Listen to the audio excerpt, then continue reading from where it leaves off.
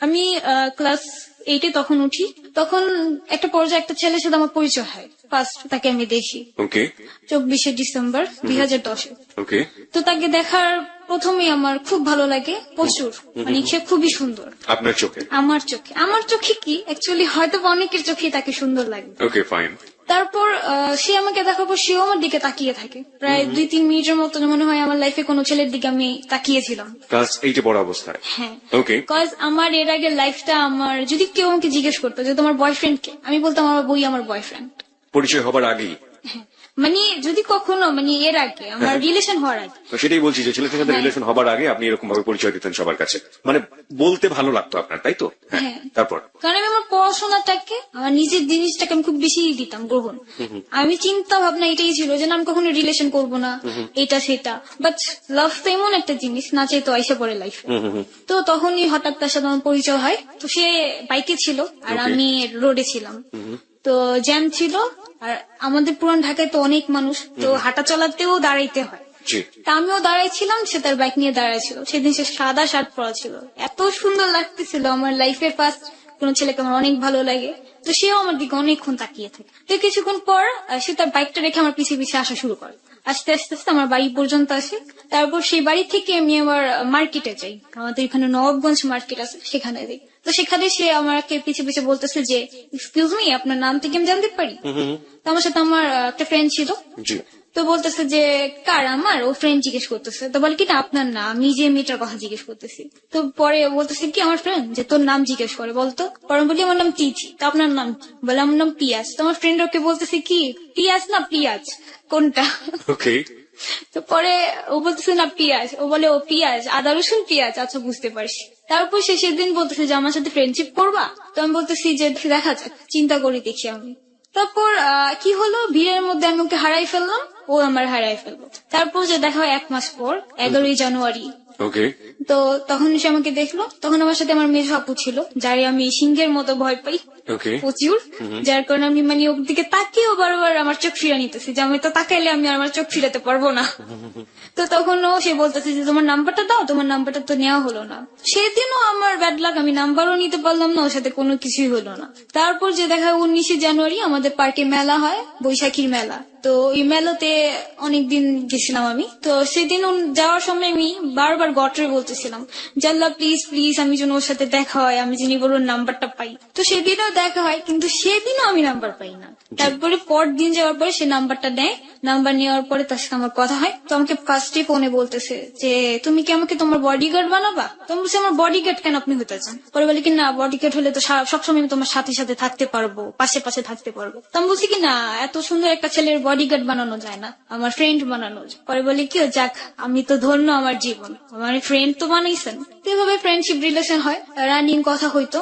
তো ফার্স্ট একদিন 4ই ফেব্রুয়ারি সে আমাকে বলতেছে যে তিথি আমি একটা মেয়ের পছন্দ করি। তো আমি বলতেছি যে মেয়ের পছন্দ করো কেন? তুমি তো বলছো যে তোমার লাইফে আমি ছাড়া অন্য কোনো মেয়ে নাই। মানে একটু খুবই ফার্স্ট যাচ্ছি আমরা, মানে আপনি থেকে আপনি তুমিতে চলে এসেছেন, তার মানে মাঝখানে আপনাদের কথোপকথন হয়েছে বা এক ধরনের বলা যেতে পারে যে মেন্টাল আন্ডারস্ট্যান্ডিং গ্রো করেছে দুজনের মধ্যে, রাইট? একটু প্রশ্ন করতে চাই আপনাকে, আমাদের শ্রোতারা অনেকেই একটু কনফিউজ হয়ে যাবেন। যে ছেলেটিকে আপনার এত ভালো লাগতো, তার পরিবার সম্পর্কে, সে কোথায় থাকে বা কি করে, এগুলো কি আপনি জানতেন? হ্যাঁ, সে আমাদের এলাকারই ছেলে, আর তারা হচ্ছে এক ভাই এক বোন। মানে আপনি এটা আগে থেকেই জানতেন মোটামুটি? হ্যাঁ, তার কাছ থেকে আপনি জেনেছেন? জানা হয়। আর এমনি কি ছোটবেলাতে আপনি এই যে ভালো লাগার যে ব্যাপারটা ঘটলো, তার আগে কি কখনো আপনি তাকে দেখেছেন আপনার এলাকায়? না না, তখন প্রথমে দেখেছেন? হ্যাঁ প্রথমে। সে মানে তখন আমাদের এলাকায় ফার্স্ট আসছে, তার আগে তার গ্রামের বাড়ি হচ্ছে যশোর, সেখানে ছিল। ওকে। তো এছাড়াও আমি ছোট থেকে ভাবতাম যে আমি যখন প্রেমে পড়বো তখন অনেক কিছু আমার মাঝে কাজ করবে, যেটা ওনার ক্ষেত্রে আমার হয়েছে। যে সে আমার সামনে আসলে মনে হইতো যে আমার আশেপাশে কেউ নেই, শুধু ওই আর আমি ছাড়া। অনেক কিছু ফিল করতো, হার্টবিট সরা শুরু করতো। যেটা মেনলি হচ্ছে যখন আমি প্রেমে পড়ি তখন আমার কানের সামনে সবসময় একটা গান বাজতো। সেটা মানে গান বাজুক আর না বাজুক আমার কানে বাজতো, আমার মনে বাজতো। কি গান বাজতো? সেটা হচ্ছে যে হো গায়া হে তুঝকো তো প্যার সাজিনি লাখ কার লেন কার সাজিনি, এই গানটা। ওকে ওকে।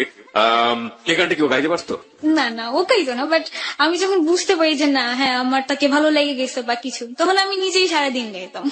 ওকে, আপনি ক্লাস 8-এই ছেলেটার প্রেমে পড়ে গেলেন এবং এটা আসলে আপনাদের দুজনের ক্ষেত্রে আপনি থেকে তুমিতে আসার ক্ষেত্রে খুব বেশি সময় লাগার কথা না, কারণ দুজনের মনে যেহেতু দুজনের জন্য একটা জায়গা তৈরি হয়ে গেছে পরিচয় হওয়ার আগে, শুধুমাত্র দেখেই আমরা বলতে পারি। তো তারপর তুমি থেকে রিলেশন, হ্যাঁ বুঝতে পারছি যে আমি তাকে লাভ করি। তো তারপর 4ই ফেব্রুয়ারি কথা বলতেছিলাম, জি। সেদিন সে আমাকে বলে যে আমি একটা মেয়েকে পছন্দ করি, বাট আমি তাকে প্রপোজ করতে পারছি না। তো কিভাবে প্রপোজ করবো আমার একটু বলো তো। তো আমি বলছি যাও মেয়েটার সামনে যে ডাইরেক্ট বলো মেয়েটারে যে আমার তোমাকে ভালো লাগে, তোমার কি আমাকে ভালো লাগে কিনা। ওকে, তো সেদিন ওর সাথে ফার্স্ট আমার বাহিরে যাওয়া। পিয়াস হচ্ছে ওর নাম, যার সাথে আপনি প্রথম বাইরে যাচ্ছেন। প্রিয় শ্রোতা, আমরা আপনাদেরকে বলতে চাই, আপনারা শুনছেন জেবিএসবি অর্থাৎ যাহা বলিব সত্য বলিব, এবিসি রেডিও FM 89.2। আমাদের আজকে যিনি অতিথি তিনি হচ্ছেন তিথি। তিথির জীবনের যে হিডেন ট্রুথ, অপ্রকাশিত সত্য, অপ্রিয় সত্য, সেগুলো একটু একটু করে আজকে এক্সপ্লোর হবে এখানে। তবে তার আগে আপনাকে বলতে চাই, আপনি চাইলে এই মুহূর্তে চলে আসতে পারেন। তিথিকে নিয়ে আমরা বিভিন্ন কিছু লিখছি আমাদের ফেসবুকে, আমাদের স্ট্যাটাস থেকে শুরু করে ও সম্পর্কে যাবতীয় তথ্য এবং আপডেট দেওয়ার চেষ্টা করছি আমাদের ফেসবুকে। আমাদের ফেসবুকের ঠিকানা www.facebook.com/abcradiofm89.2। আপনি এখানে এসে লাইক দেওয়ার সঙ্গে সঙ্গে আপনি আমাদের জেবিএসবি অর্থাৎ যাহা বলিব সত্য বলিবর মেম্বার এবং একই সাথে এবিসি রেডিওর ফ্যান হয়ে যাবেন। আর প্রিয় শ্রোতা, আপনাদের সবাইকে বলতে চাই, যাহা বলিব সত্য বলিব মাঝে মাঝে যেটা করবে, ঘটনার সত্যতা যাচাইয়ের জন্য SMS পোলে চলে যাবে এবং আশা করছি সবাই সক্রিয়ভাবে এই ঘটনার সাথে সম্পৃক্ত হবেন। SMS পোলে আপনার মতামত জানিয়ে আমাদেরকে বুঝিয়ে দেবেন যে ঘটনার সত্যতা আসলে কোন লেভেলে রয়েছে, কারণ যা আমরা প্রচার করছি তা যদি বিশ্বাসযোগ্য না হয় তাহলে সেখানে আমরা ঘটনাটি থামিয়ে দেই বা ঘটনাটিকে আমরা অন্যদিকে প্রবাহিত করি। সুতরাং পুরো গল্পটি বা পুরো অপ্রকাশিত সত্যটি কিন্তু মোড় ঘোরাতে পারেন আপনি।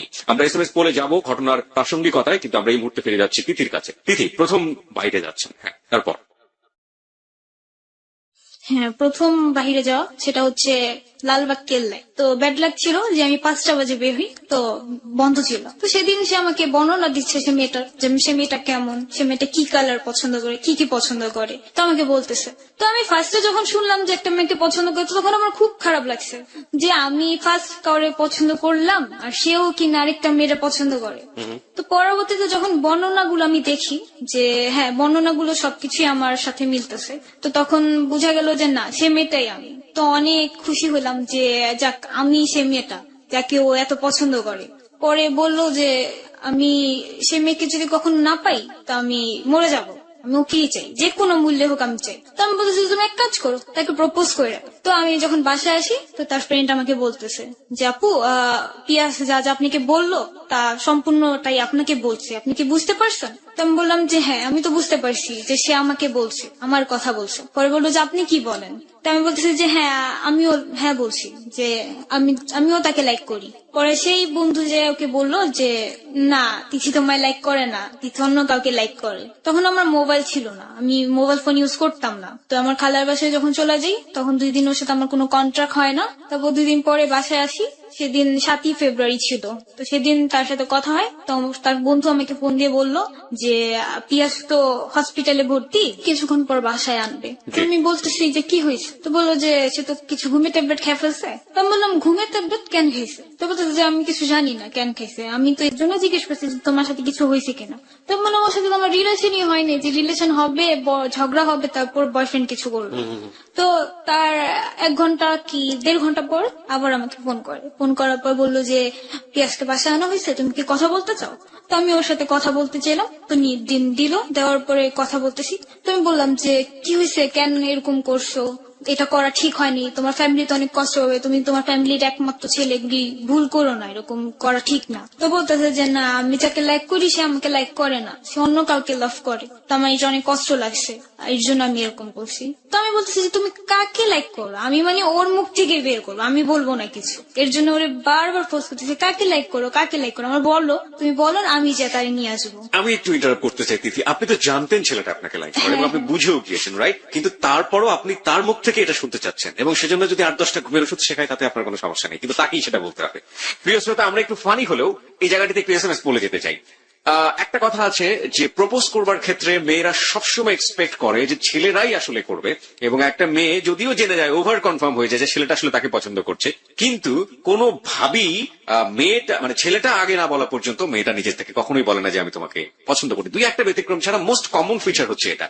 আপনি কি এটা বিলিভ করেন? যদি আপনি বিলিভ করেন তাহলে আপনি লিখবেন ইয়েস, কারণ আমরা বিশ্বাস করি যে প্রত্যেকেরই জীবনে ভালোবাসা এসছে এবং কোনো না কোনো ভাবে প্রত্যেকেই এই অভিজ্ঞতার মধ্যে দিয়ে গিয়েছেন। আমরা একটু জানতে চাই যে এটা সিচুয়েশনটা আসলে কি। আপনি যদি বিলিভ করেন তাহলে আপনি লিখবেন ইয়েস, আপনি যদি বিলিভ না করেন এবং আপনি যদি মনে করেন যে না মেয়েরাই করতে পারে বা মেয়েরাও আসলে 50-50, মেয়েরাও করে ইকুয়ালি, তাহলে আপনি লিখবেন নো, NO, নো লিখে পাঠিয়ে দেবেন 8920 নম্বরে। খুব দ্রুত পার্টিসিপেট করতে হবে, কারণ একটু পরপরই আমরা SMS পোলে যাবো এবং আমরা ঘটনার সত্যতা আসলে কোন পর্যায়ে রয়েছে সেটার রেজাল্ট আপনাদেরকে জানিয়ে দেবো। SMS পোল নিয়ে কাজ করছে আর যে সুমন এবং সাউন্ড এডিটর মঞ্জু।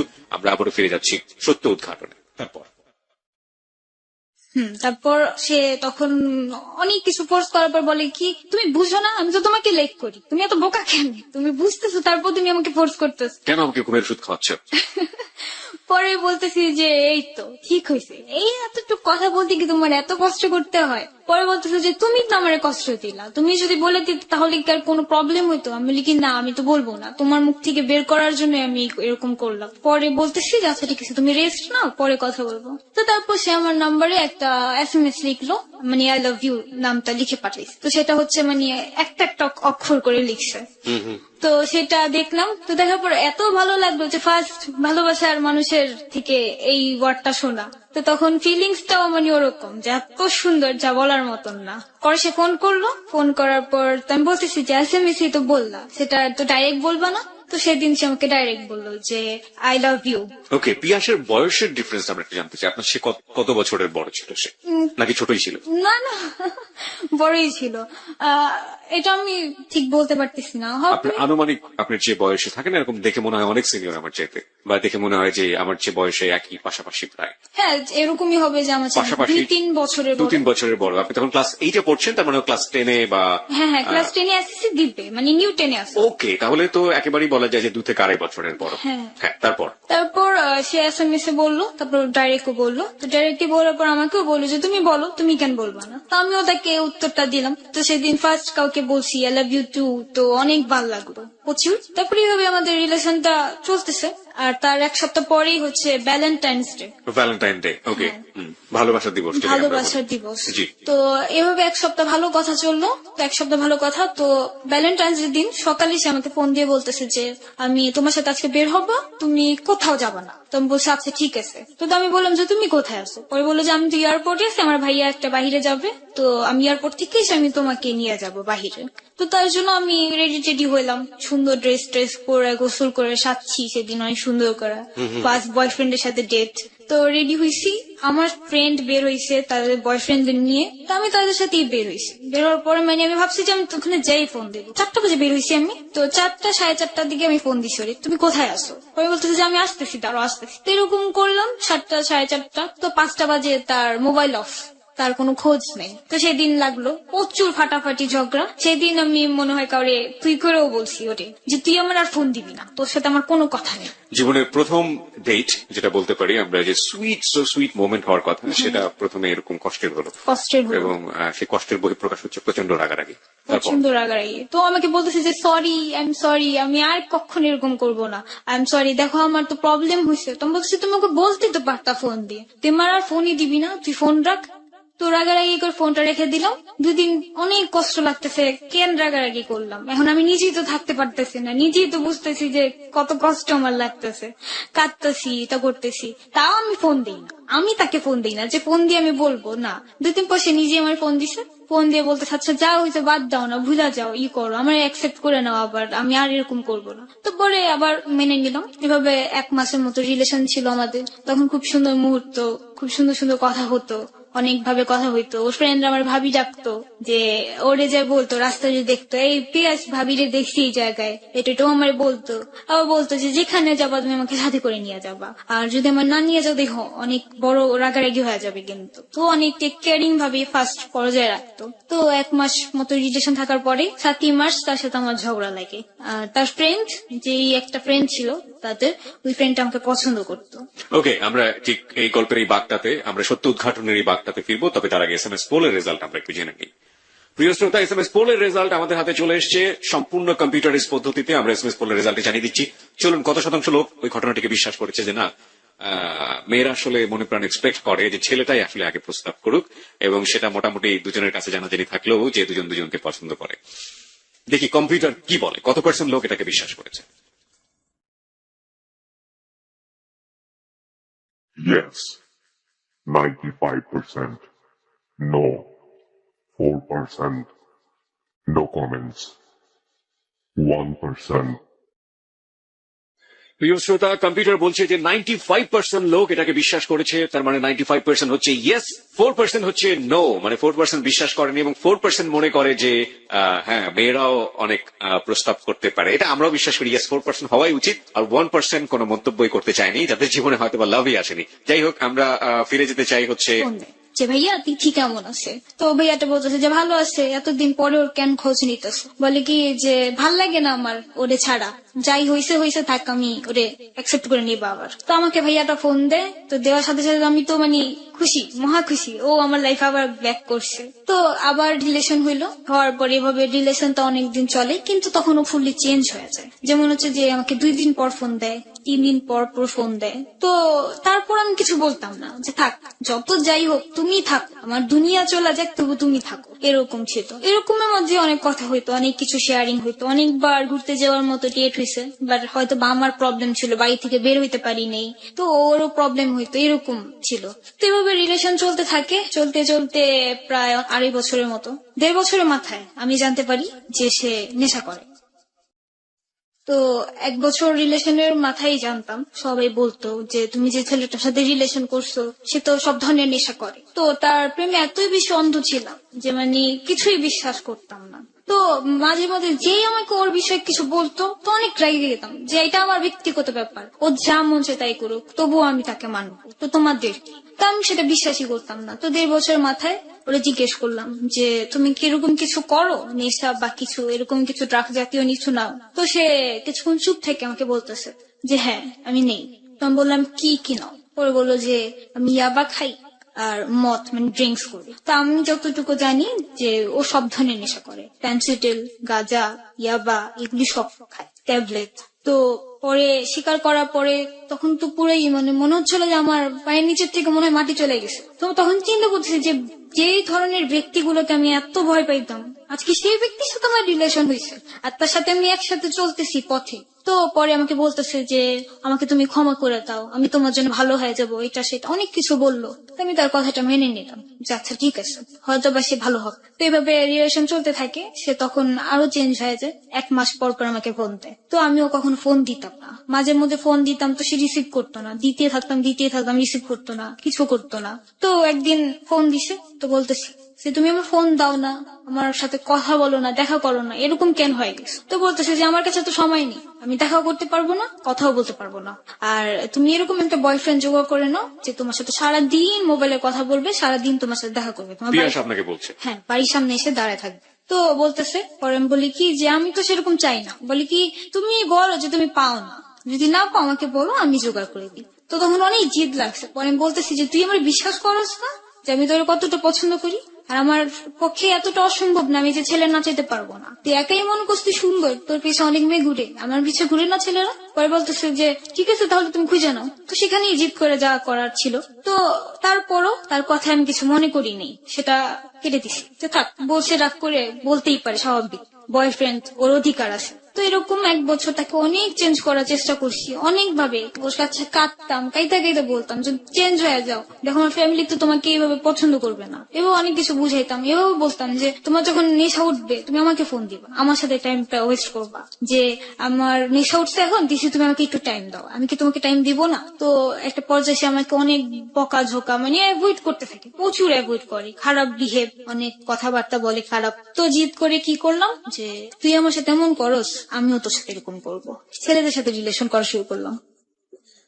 প্রিয় শ্রোতা, সবাই একটু খেয়াল রাখবেন যে এটা কিন্তু যাহা বলিব সত্য বলিব, নিজের ভুল এবং অপরাধ স্বীকার করার জায়গা, এবং একই সাথে খেয়াল রাখবেন যে ভুল এবং অপরাধের পেছনের কজ তা আসলে কি থাকে। ও জেনে ফেলেছে ছেলেটা ড্রাগ নেয় এবং প্রচুর খারাপ ব্যবহার ওর সাথে ও করছে, এই মুহূর্তে দুজনের সাথেই করছে। ক্লাস 8-এ পড়ুয়া একটা মেয়ে, সম্ভবত তখন আপনি ক্লাস 9-এ পড়ছেন, রাইট?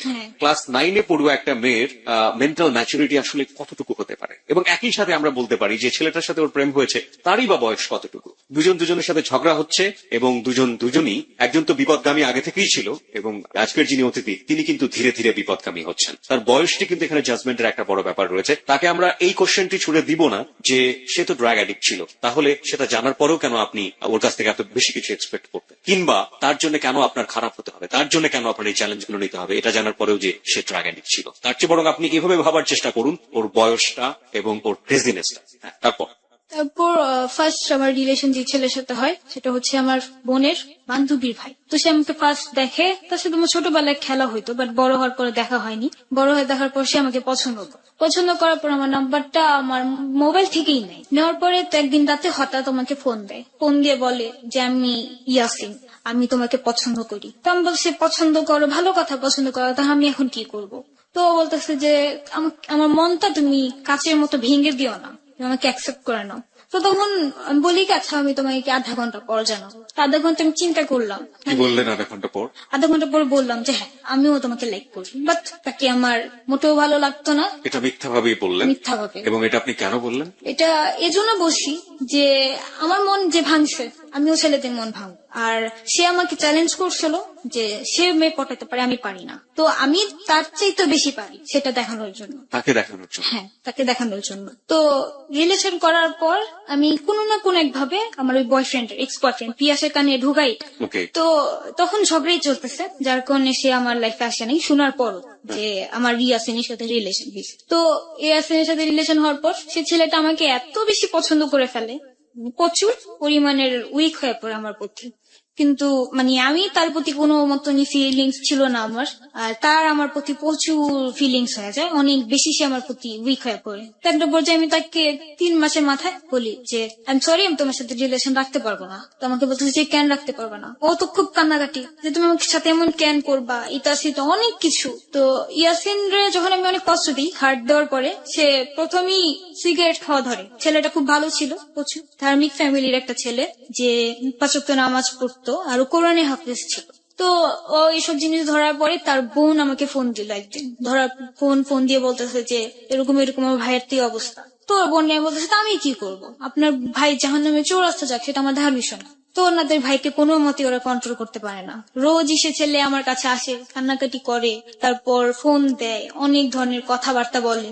তো একটা পর্যায়ে ও পার্মানেন্টলি একদম নেশা ধরা শুরু করে দিল, নেশা করতো, তারপরে হাত কাইটা ফেলতো, এটা ওইটা পাগলামি, যত সব পাগলামি এসে করতো আমার কাছে। তো সেটা আমার কাছে কোনো ওই সাবজেক্ট ছিল না। তারপর আরো অনেক ছেলের সাথে রিলেশন হইলো, রিলেশনে ওই ছেলেদের সাথে এরকম ফাজলামি করতাম, কথা বলতাম, ভালো না লাগলেও রিলেশন করতাম, করার পরে এরকম ছেলেদের ছেড়ে দিতাম। যখন আপনি তাদেরকে এই কষ্টটা দিতেন, আপনি 4-5 জনের কথা বললেন, সামনে হয়তো আরো বেশ কয়েকজনের কথা আমরা জানবো, যখন আপনি কষ্টটা দিতেন তখন আপনার ফিলটা কি হতো? তখন ফিলটা হতো যে আজকে আমি পারছি কিছু করতে, একদিন আমি কাঁদছি, আজকে তাদের আমি কাঁদাচ্ছি। আপনি পিয়াসের ভুলগুলো আপনি অন্য কারোর কাছে গিয়ে তাদেরকে শাস্তি দিয়ে আপনি নিজের মনের ক্ষোভটা মেটানোর চেষ্টা করতেন। হ্যাঁ। ওকে, তারপর? এরপর মাঝখানে তারপর কিছুদিন বন্ধ যায়, কারণ পিয়াস আবার আমার লাইফে আসে। যে তো কতদিন পর? তা হচ্ছে প্রায় 3 মাস পর সে আমার লাইফে আবার আসে। তো আসার পরে এসে আমাকে বলে যে আমি তোমার নামে এগুলো কি শুনতেছি, আমার কানে তো সবকিছুই আসে। তো আমি মনে মনে বলতেছি তোমার কানে যাওয়ার জন্যই তো আমি ব্যবস্থা করে রাখতাম। পরে রিলেশন হয়, পরে বললো যে তুমি সব ছেড়ে দাও। তা আবার ছেড়ে দিলাম আমি সবকিছু, যে আচ্ছা ঠিক আছে, ও তো আমার লেখায় শেপ করছে, আর কিছু লাগবে না আমার, এরকম চিন্তা ভাবনা। তো ক্লাস 9-এ ওঠার পরই আমার পড়াশোনাটা বন্ধ হয়ে যায়, কজ আমার বাবা বিজনেসে পুরো লস খেয়ে যায়, 1 কোটি টাকার মতো লস খায় আমার বাবা। পরে এই 2 বছরই এরকম করতে থাকি, এক ছেলের সাথে রিলেশন করি, অনেক জায়গায় ছেলে। যেমন আমার পরিচয় অনেক হয় যে কোথাও ঘুরতে গেতাম, তো ছেলেরা আমার নাম্বার দিত, 1টা 2টা 3টা 4-5টা করে নাম্বার পাইতাম। তো সে 4-5টারই এসে মাসে এসে মিস কল দিতাম, মিস কল দিলে সে ব্যাক করতো, কথা বলতাম, কথা বলার পর একদিন দেখা করতো, জাস্ট একটা দেখা। আর যেটা হচ্ছে যে বড় কথা, যে ছেলেরা আমার সাথে কথা বললে আমার দেখে যতটুকু পছন্দ করে, তার চাইতে বেশি আমার সাথে কথা বলে মায়া বেশি পড়ে যায়। টার্গেট যেটা ছিল যে কোনো ভাবেই হোক ওকে হার্টলি আপনার প্রতি অনেক বেশি দুর্বল করে ফেলা। দুর্বল করাটা। ওকে, এবং এটার মধ্যে আপনি খারাপ বলতে যেটা বোঝাচ্ছেন, ফোনে এক ধরনের শারীরিক সম্পর্ক, এই দিকে কোনোভাবেই আপনি যেতেন না? না, একদম কখনোই যেত না। হ্যাঁ, তারপর? তো পরে এরকম ভাবে রিলেশন হয়, তো ছেলেরা তো হয়ে গেত মেন্টাল। তো আর উইক করার যেটা হচ্ছে পদ্ধতি, মেয়েদের একটু ইন্টারেস্টিং কথা বলে ছেলেরা এমন তো উইক হয়। কি ধরনের ইন্টারেস্টিং? ইন্টারেস্টিং বলতে যে কথার আগে জান জান ছাড়া কথা বলা যাবে না, জান পরান। আর খুব ইমোশনাল হয়ে মানে কিছু কথা বলতে হবে, যে একটা পর্যায়ে যে জানো আমি আগে যত ছেলের সাথে যাই কথা বলছি, বাট তোমার প্রতি আমার অন্যরকম একটা ফিলিংস আসছে, আমার তোমার কেমন জানি ভালো লাগে, আমি বুঝতে পারছি আমি তোমায় ছাড়া আর কোনোদিন থাকতে পারবো না, এই টাইপের কথাবার্তা। এরকম টাইপের আর অনেক কথাই মানে পটানোর মতো যে ছেলেদের কথাগুলো ছিল। এখানে আমরা একটু সেগুলা- ক্যাশন দিতে চাই, ক্যাশন মানে সতর্কীকরণ। সেটা হচ্ছে আপনার গার্লফ্রেন্ড যদি আপনাকে এই ধরনের কথা বলে, আপনি দয়া করে তাকে সন্দেহ করবেন না, কারণ সবাই কিন্তু তিথির মতো ঘটনার মধ্য দিয়ে যাননি। সুতরাং এই টাইপের কথাবার্তা বললে আজকে যে ছেলেরা জেবিএসবি অর্থাৎ যাহা বলিব সত্য বলিব শুনছেন, তারা কনফিউজ হয়ে যাবেন যে না, শেষ পর্যন্ত শোনার পরে তিথির মতো আমার সাথে হচ্ছে কিনা। আপনি কি প্রত্যেককে এভাবে বলে দিতেন যে আমি তোমার সাথে একটা চিট করেছি এভাবে, নাকি প্রত্যেককে আলাদা আলাদা ফরম্যাট শাস্তি দিতেন?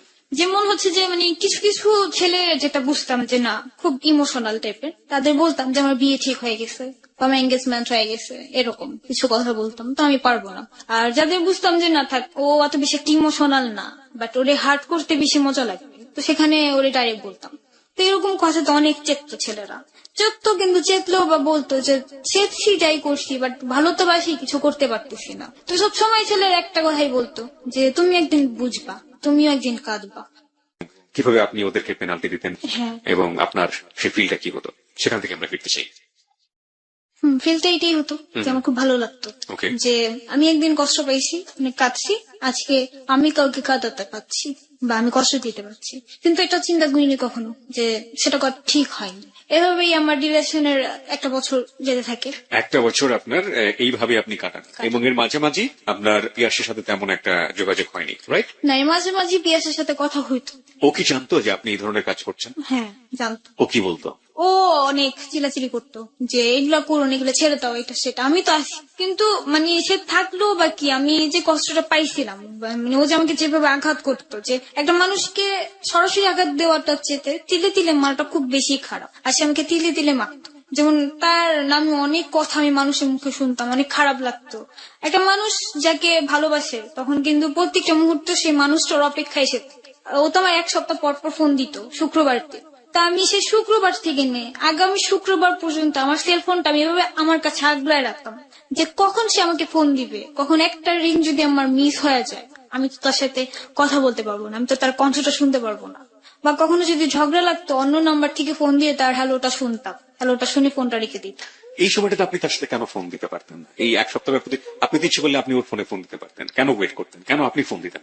আমি ফোন দিতাম না, মানে আমি নিজেও জানি না আমি কেন এমন ছিলাম, বাট আমি এরকমই করতাম যে আমি কেন ফোন দিব, আমার তো কোনো অপরাধ ছিল না, তার অপরাধ, সে আমাকে ফোন দিয়ে সরি বলবে, কেন আমি ফোন দিব, সে আমাকে পারে না আমাকে মানাতে, এরকম চিন্তা ভাবনা আমার মাঝে ছিল। তো এছাড়া আমি দিতাম মাঝে মাঝে, যখন মানে না পারতাম, যে ধরে রাখতে পারতেছে না নিজে, তখন ফোন দিতাম। তো তখন সে আমার ফোন রিসিভই করতো না, 10 বার 20 বার এভাবে ফোন দিতেই থাকতাম, রিসিভ করতোই না।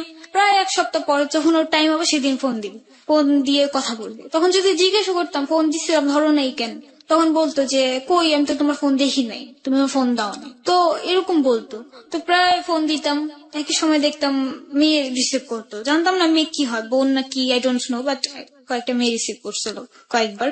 তো এছাড়াও ফ্রেন্ডদের মুখে শুনছি যে এই তো দেখলাম পিয়াস রে একটা মেয়ের সাথে ঘুরতেছে। ইভেন আমার বড় বোন যে মানে আমার বড় যে, তার সাথে আমি কিছু শেয়ারিং করতাম কিছু কথা, তো ওরেও বলতাম। তো প্রায় বাহিরে বের হলে বলতো যে আমি আজকে না পিয়াস দেখছি, তো পিয়াস আমায় দেখে মানে লুকায় গেছে। তো কথাগুলো শুনতাম তো অনেক খারাপ লাগতো যে আমার বয়ফ্রেন্ডের মানুষ দেখতেছে, তো আমার নিজের একটা ইনসাল্ট যে কেমন যে তিথি রিলেশন করে, কেমন ছেলের সাথে রিলেশন করছে যে 1000টা মেয়ের সাথে রিলেশন করে। তো এইসব জিদি মানে যেটা কাজ করতো যে অন্য ছেলেদের প্রতি, যে আমি যদি আজকে তাদের শিক্ষা দিতে পারি তার অন্য কোনো মিলে শিক্ষা দিবে না, আমার মতো কষ্ট কেউ পাবে না। তখন মানে ওই কষ্টটি আমার কাছে অনেক বড় লাগতো, প্রচুর বিশাল বড়, যে আমি মহা বড় কষ্টে পড়ে গেছি। প্রিয় শ্রোতা, আমরা একটি এসএমএস বলে যেতে চাই। আমরা যে ঘটনাটি আমরা ঠিক বলতে পারি যে এই আগের পার্টে আমরা অনেকখানি জুড়ে জেনেছি, এবং এই পার্টে এসে আমরা জানলাম যে ওর ক্রেজি হয়ে যাওয়ার ব্যাপারটা, পিয়াসের এই অপরাধ, পিয়াসকে সে কোনো শাস্তি দিতে পারেনি, সে শাস্তি দিয়েছে অন্য ছেলেদেরকে। আপনি কি মনে করেন যে লাভ কখনো কখনো মানুষদেরকে এইভাবে ভুল পথে, ভুল জায়গাটিতে ক্রেজি করে তোলে, যে শাস্তিটি যার পাওয়া উচিত তাকে না দিয়ে শাস্তিটা পেয়ে যায় অন্য কারো? আমরা এরকমও দেখে থাকি, মাঝে মাঝে আমরা এরকম শুনে থাকি যে একটা মেয়ের সাথে কেউ যদি কখনো খারাপ খারাপ আচরণে যান, কিংবা একটা মেয়ের কাছ থেকে যদি খারাপ আচরণ পান, ওই ছেলেটা ভুলবশত হোক বা নিজের মনের অজান্তেই হোক, পুরো মেয়ে কমিউনিটিটাকেই সে খারাপ চোখে দেখা শুরু করে। এবং একই সাথে একটা ছেলের ক্ষেত্রেও এই ধরনের ব্যাপারটা হয় যে একটা যদি আমরা বলি যে একটা ছেলেকে কোনো মেয়ে খারাপ চোখে দেখছে বা কোনোভাবে হার্টেড হয়েছে, তাহলে একইভাবে তিথির মতো অন্য ছেলেদের সাথে সে খারাপ ব্যবহার করতে থাকে এবং শাস্তি দেওয়ার যে ব্যাপারটি সেটা ঘটতে পারে। আপনি কি এটা বিশ্বাস করেন? আপনি যদি এটা বিশ্বাস করেন তাহলে আমাদের SMS পোলে আসুন এবং লিখুন ইয়েস। যদি বিশ্বাস না করেন তাহলে লিখবেন নো, লিখে পাঠিয়ে দেবেন 8920 নম্বরে। খুব তাৎক্ষণিকভাবেই আমরা SMS পোলের রেজাল্ট আপনাদেরকে জানিয়ে দেবো। SMS পোল নিয়ে কাজ করছে আজ সুমন এবং সাউন্ড এডিটর মঞ্জু। সম্পূর্ণ কম্পিউটারাইজ পদ্ধতিতে আপনাদেরকে একটু পরে রেজাল্টটি জানিয়ে দেওয়া হবে যে কত % লোক এটাকে বিশ্বাস করেছে এবং কত % লোক এটাকে বিশ্বাস করেনি। এই SMS পোলটি খুবই গুরুত্বপূর্ণ এবং SMS পোলে পার্টিসিপেশনটা খুবই গুরুত্বপূর্ণ এই কারণে যে আমরা আসলে বুঝতে চাই আমাদের শ্রোতাদের কাছে ঘটনার যে ব্যাপারটি আমরা উদ্ঘাটন করছি সেটা আসলে কোন পর্যায়ে রয়েছে, বিশ্বাসের কোন লেভেলে রয়েছে। আমি এখানে একটি কথা সবাইকে স্পষ্ট করে বলতে চাই, এখানে যদি আমাদের লিসনারদের বিশ্বাসযোগ্যতার লেভেলটি অনেক নিচে নেমে আসে এবং অবিশ্বাসের জায়গাটি যদি অনেক বড় হয়ে যায়, তাহলে যে জায়গাটিতে এই ঘটনাটি ঘটবে সেখানেই আমরা গল্পটা থামিয়ে দেব এবং এমনও হতে পারে গল্পটি প্রচার সেখানেই বন্ধ হয়ে যাবে, অথবা গল্পের মোড়টা আমরা ওই জায়গাটি থেকে ঘুরে অন্যদিকে নিয়ে যাওয়ার চেষ্টা করব। এবং বুঝতেই পারছেন যে SMS পোলে আপনাদের কমেন্টসটি বা মতামতটি কতটা গুরুত্বপূর্ণ। আমরা অপেক্ষা করছি আপনার SMS পোলের জন্য। আমরা সত্য উদ্ঘাটন প্রক্রিয়াটি আরো একটু এগিয়ে নিয়ে যেতে চাই। আপনারা সবাই অংশগ্রহণ করুন ইয়েস অথবা নো লিখে 8920 নম্বরে। তিথি, তারপর এভাবে রিলেশন চলতে থাকে আমাদের ছেলেদের সাথে, কথা হইতো, দেখা হইতো। তো আমার আবার ছিল যে আমি রিলেশন করতাম কিন্তু কখনো কোনো ছেলের থেকে কিছু নেওয়া এগুলো আমার পছন্দ ছিল না। মানে কোনো ছেলের সাথে ওই দিক থেকে বেমানি করতাম না, টাকা পয়সার দিক থেকে, জি জাস্ট রিলেশনই। যে হ্যাঁ রিলেশন করব, তুমি আমাকে পছন্দ করো, এটাই আমার জন্য অনেক বেশি। যে আমি আমার বয়ফ্রেন্ডকে জানাইতে পারলেই চলে। জি তো তার কানে অনেক কিছু ঢুকতো যে আমি এরকম অনেক ছেলের সাথে রিলেশন করি, এটা সেটা, অনেক ছেলেকে অনেক ধরনের ভাবে কষ্ট দিই। তো অনেক অপরাধী করছি, আমি স্বীকার করি যে ছেলেদের এভাবে করাটা উচিত হয়নি আমার। আপনি একটু বলবেন যে কতজন ছেলের সাথে আপনি এই ধরনের এই 1 বছরে বা যে সময়টা আপনি করেছেন সেই সময়ের মধ্যে কতজন ছেলের সাথে আপনি এই কাজটি করেছেন? অনেক ছেলে। এই ঘটনাগুলোর মধ্যে 2-1টা ঘটনা যেটা আপনার মনে অনেক বড় দাগ কেটেছে, যতটুকু যে আপনি বলে দিয়েছেন যে আমি শুধুমাত্র আমার মনের ইচ্ছা পূরণের জন্য এটা করেছি, তারপরে তা সে অনেক বড় ক্ষতি করেছে, এরকম 2-1টা আমাদের সাথে একটু শেয়ার করবেন? হ্যাঁ, এই যে যেমন আমার ফার্স্ট যেটা, যার সাথে আমি রিলেশন করি, সে তো পুরোই বাদ হয়ে গেছে, রাস্তাঘাটের হিরঞ্চি হয়ে গেছে, যার নাম তো আমি শুনতেছি। হ্যাঁ, আমার মহল্লার যদি কেউ শুনে সে বিশ্বাস করবে যে হ্যাঁ ইয়াসিন যে এখন পুরোই বাদ হয়ে গেছে। আর এছাড়াও বাইরের কিছু ছেলে আছে যারা আমার জন্য অনেক কিছুই করছে, ট্যাবলেট টুবলেট খাই ফেলছে। তো বাইরের আরেকজন ছেলে আছে, ও হচ্ছে যাত্রাবাড়ির। তো ওই ছেলে এখনো পর্যন্ত মানে আমার জন্য অনেক কষ্ট পায়, অনেক কিছু করে। তার ফ্যামিলিতে সেও একমাত্র ছেলে, কিন্তু তবুও আমার জন্য অনেক পাগলামি টাগলামি করে। জাস্ট তার কথাই হচ্ছে আমাকে তিথি কেই না তো, যে মানে কথা বলতাম। আমার টার্গেট ছিল যে ফার্স্ট টার্গেট একটা ছেলেকে 3 মাস আমার লাইফে রাখবো, 3 মাস। হ্যাঁ, তারপরে যে আমার দিক থেকে হলো যে মানে বয়ফ্রেন্ডের দায়রা এত বেশি বেড়ে যায় যে তখন আর 3 মাস একজনকে রাখাটা আমার পক্ষে সম্ভব হয় না। তো 1 মাস করে একজনকে রাখতাম লাইফে। 1 মাস আজকেও আছে কালকে নেই, আবার 1 মাস আজকেও আছে কালকে নেই, এরকম। ওই যে একটা কথা আছে না যে মাছকে যখন বলি দেয়া হয় মাছ কিন্তু ছটফট ছটফট করে, আপনি দেখছেন নিশ্চয়ই। হ্যাঁ, অবশ্যই। ওই কিছু মাছ আছে না যে ক্যাটফিশ বলে, যেগুলো দেখবেন অনেকক্ষণ বেঁচে থাকে, মানে কড়াইয়ে দেওয়ার পরেও দেখবেন যে লাফায়। হ্যাঁ, তো যখন আপনি এই বলিটা দিতেন তাদেরকে, আলটিমেটলি তারা তো আপনাকে একদম জেনে শুনে ভালো মনে করেই জীবন সঙ্গী হিসেবে চিন্তা করতো। জেনে শুনেই, হ্যাঁ। আর আমার ব্যাকগ্রাউন্ড জেনেই আমার লাইফে ছেলেরা আসতো। আর আসার পরে আমি বলতাম যে আমি কিন্তু অনেক ছেলের সাথে রিলেশন করি বা এটা সেটা, কিন্তু আমি এখন ভালো হয়ে গেছি।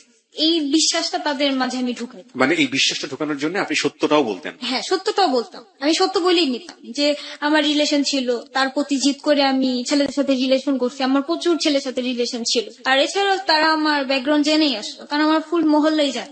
আমি কিন্তু আমার মহল্লা তো ভালো না, আমি 1 বছরই তো খারাপ। মানে আপনার মহল্লায় কেউ জানে না যে একটু নেগেটিভ অ্যাঙ্গেলই আপনাকে সবসময় দেখে সবাই, যে আসলে কেউ জানে না যে কেন আমি এরকম করি। বিহাইন্ড দ্য স্টোরি কেউ জানে না। হ্যাঁ, আমার ভিতরেটা কেউ জানে না। জাস্ট উপর থেকে দেখে যে হ্যাঁ তিথি অনেকজনের সাথে রিলেশন করে, তিথি ভালো না, মেয়েটা ভালো না, যে কেন রিলেশন করবে। বাট এটা জানার চেষ্টা করে না যে কেন এরকম করে, কি কারণ। কারণটা ছিল হচ্ছে আপনার সাথে পিয়াসের সম্পর্ক। হ্যাঁ, কারণটা এবং হচ্ছে এটা। আপনি এভাবে একের পর এক বলে দিয়ে যাচ্ছেন। ঠিক আমি জানতে চাইবো যে যখন এটা হতো, যখন আপনি ওকে বলতেন যে আমি তো এটা তোমার সাথে ফান করেছি বা এটা নাটক ছিল, সেই মুহূর্তে ও অনেক কষ্ট পেত। হ্যাঁ, প্রচুর কষ্ট পেত। অনেক ছেলে তো মনে হয়, ছেলেরা তো কাঁদে না, কিন্তু অনেক ছেলে আছে আমার ফোনে হাউ মাউ করে কাঁদছে। মনে গেছে যে আমি সরাসরি বসে ওদের না বলছি তা আমার পায়ের সামনে বসে বসে কাঁদছে, কিন্তু মানে আমার কথা ছিল না, আমি গ্রহণ করতেই পারবো না। যাদের আমি ইয়ের জন্য নিছি, আমার লাইফের ফান করার জন্য, তাকে আমি কখনো আমার লাইফ পার্টনার বানাতে পারবো না। এটাই ছিল আমার টার্গেট। আর কখনো মানে ওরকম ভালোই লাগতো না। আমি অনেক সুন্দর ছেলের সাথে রিলেশন করছি, তো এটা বলবো না যে না আমার বয়ফ্রেন্ড অনেক সুন্দর ছিল তারপরে আমি সুন্দর ছেলের সাথে রিলেশন করিনি। আমি অনেক নিষ্ঠা ছেলের সাথেও রিলেশন করছি, অনেক সুন্দর ছেলেদের সাথেও রিলেশন করছি। তো এভাবেই রিলেশন। অনেকে এরকম হতো না যে বিশ্বাসই করতে চাইতো না, মনে করছো আপনি ফান করছেন, এরকম হতো না অনেকে? হ্যাঁ হ্যাঁ, দেখা যায় যে 100 এর মধ্যে 80% যদি আমাকে লাইক করতো, তো 40% লাইক করতো না। তারাও আমার সাথে এই ফানের করে নিয়ে আসতো। কিন্তু যারা আমার সাথে ফান করতো আমি বুঝে গেতাম, তাদের সাথে আমি রিলেশন করতাম না। মানে এই জিনিসটার দিক থেকে অনেক বেশি চালাকির দিক থেকে আমি করতাম। যেমন তাদের বুঝতাম আর কি, আমি ফার্স্ট 2-3 দিন কথা বলে যে সে ছেলেটা কোন টাইপের, আমার টাইপের নাকি অন্য টাইপের। যদি আমি বুঝতে পারতাম যে না সে ছেলেটা আমার টাইপের না, তার লাইফের ফার্স্ট লাভই আমি হব বা সেকেন্ড লাভ আমি হব। যেমন যে সে একটা টার্গেট করছে যে আমার এই গার্লফ্রেন্ড চলে গেছে, তো আমি ওই গার্লফ্রেন্ডকে ভালোভাবে রাখবো। আর যেটাকে বুঝতে পারতাম যে না, এই যে আমার মতো ছেঁচড়া পোলাপান যেগুলি, যে একটা ধরবো আর একটা ছাড়বো, তাদের সাথে রিলেশন করতাম না। না ভাই, আমি কথা বলবো না, চলে যাও। প্রিয় শ্রোতা, তিথির একটি ছবি আমরা এই মুহূর্তে তিথির পারমিশন নিয়ে আমাদের ফেসবুকে দিতে চাই। আপনি কি আমাদেরকে অনুমতি দেবেন যে একটা ছবি যেটাতে আপনার কোনো ক্ষতি হবে না, এরকম একটা ছবি আপনি পারমিশন দিবেন যে আমাদের ফেসবুকে দেবার জন্য? হ্যাঁ, যদি আমার কোনো প্রবলেম না হয় তো অবশ্যই। ওকে, আমরা একটা ছবি, তিথির ছবি আমরা আমাদের ফেসবুকে দিচ্ছি। আপনারা চাইলে ওখানে এসে একটু এসেন্স পেতে পারেন এই গল্পের প্রয়োজনীয়তার প্রেক্ষাপটে। আমাদের ফেসবুকের ঠিকানা www.facebook.com/ABC Radio FM 89.2। আমি আবারও বলছি www.facebook.com/ABC Radio FM 89.2। ওখানে যাবেন, যাওয়ার পরে আপনি লাইক দেবেন। লাইক দেবার সঙ্গে সঙ্গে আপনি আমাদের যাহা বলিব সত্য বলিব অর্থাৎ JBSB এবং একই সাথে ABC রেডিওর মেম্বার এবং ফ্যান যাই বলি না কেন সেটা হয়ে যাবে। ঠিক আছে, আমরা ওই জায়গাটা থেকে আবারও ফিরি। যদিও কখনো জাগতো, তো সে আবার আমার লাইফে আসতো। যখন আমি একটা চিন্তা করতাম যে না, সবকিছু ছেড়ে নতুন করে আবার একটা জীবন গড়বো, একটা ছেলেকে চুজ করে নেবো, একজন কিছু তো কি হয়েছে আরেকজনকে নেবো, তো তখনই সে আমার লাইফে আবার আসতো। পিয়াস, হ্যাঁ, পিয়াস আবার আসতো। যে আমি এমন ওর প্রেমে এতই পাগল ছিলাম যে মানে জাস্ট ও যদি হ্যালোটা আমাকে বলতো, ওর হ্যালো শোনার পর আমার দুনিয়া আমি ভুলে গেতাম, যে দূর আমার দুনিয়া কই আছে, সব বাদ, ওই আমার সবকিছু। ও আমার সামনে দাঁড়ালো, মনে হয় আমি ওর যে আমাকে কত কষ্ট দিছে, কত যে আঘাত করছে, তো সবকিছু ভুলা মনে হইতো যে না থাক, আবার ওর সাথে রিলেশনটা করি, ওর তো আমি অনেক ভালো লাগে, ওর আমি অনেক ভালোবাসি। তো তখন আবার রিলেশন করতাম, ও একই কাজই আমার সাথে করতো, কিছুদিন কথা বলতো, তারপর শেষ, বন্ধ করে দিত। বন্ধ হয়ে যাওয়ার পরে তখন আবার জিত চড়তো, দূর যে ডিসিশন নিছি, ডিসিশন নাই, ছেলেটা সব ছেলে খারাপ, ছেলে জাতি খারাপ, আমি ছেলের জাতি ধ্বংস করে দিব, এরকম চিন্তা ভাবনা আমার মাঝে আসতো। একটা পর্যায়ে আমার একটা ছেলের সাথে পার্মানেন্টলি রিলেশন হয়, তার সাথে আমার প্রায় 1 বছরের মতো সম্পর্ক থাকে। ওকে, আমরা এই গল্পে আসবো। এই ফাঁকে আমরা একটু SMS পোলের রেজাল্টটা আপনাদেরকে একটু জানিয়ে দিতে চাই। প্রিয় শ্রোতা, সম্পূর্ণ কম্পিউটারাইজ পদ্ধতিতে রেজাল্টটা চলে এসেছে। আমরা কম্পিউটারের কাছ থেকে জেনে নেব কত % লোক এটাকে বিশ্বাস করেছে, কত % লোক এটাকে বিশ্বাস করেনি। Yes, 95%. No, 4%. No comments. পরে তোর মুখে শুনে আসার পর, বাসায় আসার পর আমি বলতেছি আল্লাহ, ছেলে তো সুন্দর না, ছেলে তো আমার পছন্দের মতো না, তাহলে তো রিলেশন রাখা যাবে না। তো সেই দিন থেকেই তাকে আমি অ্যাভয়েড করা শুরু করি। কিন্তু আমি তাকে ডাইরেক্টলি বলি না যে তুমি সুন্দর না বলে আমি তোমাকে পছন্দ করি না, মানে এটা চিন্তা করি যে কষ্ট পাবে, এটা সেটা। তো ফার্স্ট একবার তাকে না করে দিই, তো সেদিন অনেক কাঁদতেছে, কাঁদতে কাঁদতে আমার বলতেছে যে পাগলি তুমি আমার ছেড়ো না প্লিজ, এটা সেটা। সে আমাকে পাগলি নামে ডাকতো। তো সেদিন বলাতে তোর কান্না শুনলে আমি মায়াই লাগতো, আমার কাছে আমার মায়া কাজটা বেশি করতো। আবার বলতাম আচ্ছা ঠিক আছে, যাক আমি শয়তানি করছি, এটা সেটা না, আমিও তোমায় লাইক করি। তো আবার রিলেশন করতাম, এভাবে রিলেশন থাকতো। ও আমাকে অনেক কেয়ারিং করতো, সকালে ঘুম থেকে উঠাইতো, নাস্তা করার জন্য ফোর্স করতো, সবকিছুর জন্য ফোর্স করতো। এভাবে রিলেশনটা আরো আগেতে থাকে, বাট আমি ওকে অনেক অ্যাভয়েড করা শুরু করি। ওকে তাড়ানোর জন্য আমি আবার আমার লাইফে নতুন করে ছেলে আনা শুরু করি। ছেলেদের সাথে রিলেশন করা শুরু করি। ওকে বাদ দিয়ে আমি ছেলেদের সাথে রিলেশন করতাম, ওকে হোল্ডে রেখে অন্য ছেলেদের ফোনে কথা বলতাম, ওয়েটিং এ রেখে ওর কথা বলাইতাম।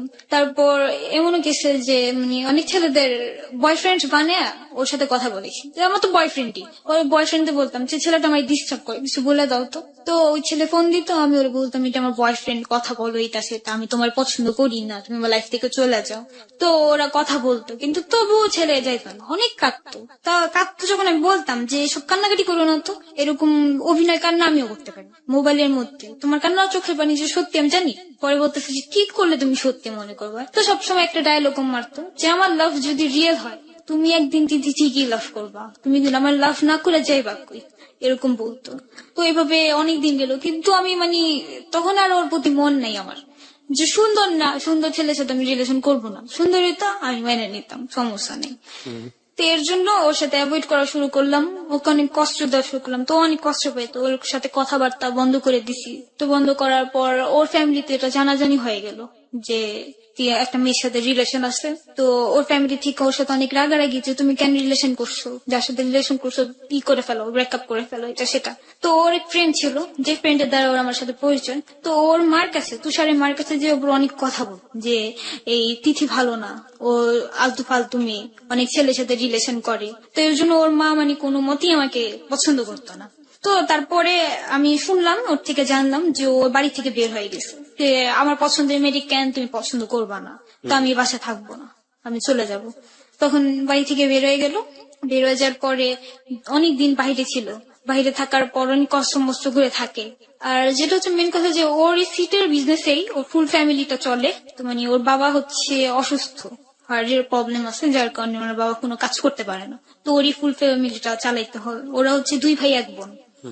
তো ও যখন বাসা থেকে বের হয়ে যায় তখন ওর ফ্যামিলিটার খুব প্রবলেম হয়ে যায়। তো তখন আবার ওর ফ্যামিলি থেকে করে ঢাকায় নিয়ে আসে, আচ্ছা ঠিক আছে আমরা মেয়ে বাসায় প্রস্তাব নিয়ে যাবো, আচ্ছা তুমি বলো, সমস্যা নেই। তো সেই মুহূর্তে যখন ওর ফ্যামিলি রাজি হয় তখন সে আমাকে ফোন দিয়ে বলে যে আমার ফ্যামিলিরে ম্যানেজ করছি, এটা সেটা, আমি তোমার বাসায় বিয়ে প্রস্তাব পাঠাচ্ছি। তখন আমি তো আমার মাথায় বাড়ি পড়ে যেন আমি বিয়ে করবোই না, কোনো মতে বিয়ে করবো না রে। তো তখন ওর সাথে আমি আরোই করি যে তুমি আমার থেকে অনুমতি না নিয়ে তোমার ফ্যামিলির কেন জানাইছো এই কথা, আমি তো তোমাকে বিয়ে করবো না। ওকে, তো সে তখন আবার বলে যে দেখো তিথি, আমি অনেক কষ্ট করে ম্যানেজ করছি আমার ফ্যামিলিরে, আমি তোমার জন্য অনেক কিছু করছি যা না করতে হয়েছে আমার এই বছরে 7 বছর আমি না করছি, তো তুমি আমাকে এভাবে ছেড়ে দিও না। তো এরকম বলতো। তো সেখানে তারপর আমি ওকে বললাম যে যদি আমাকে বিয়ে করতে চাও তোমার 5 বছর ওয়েট করতে হবে।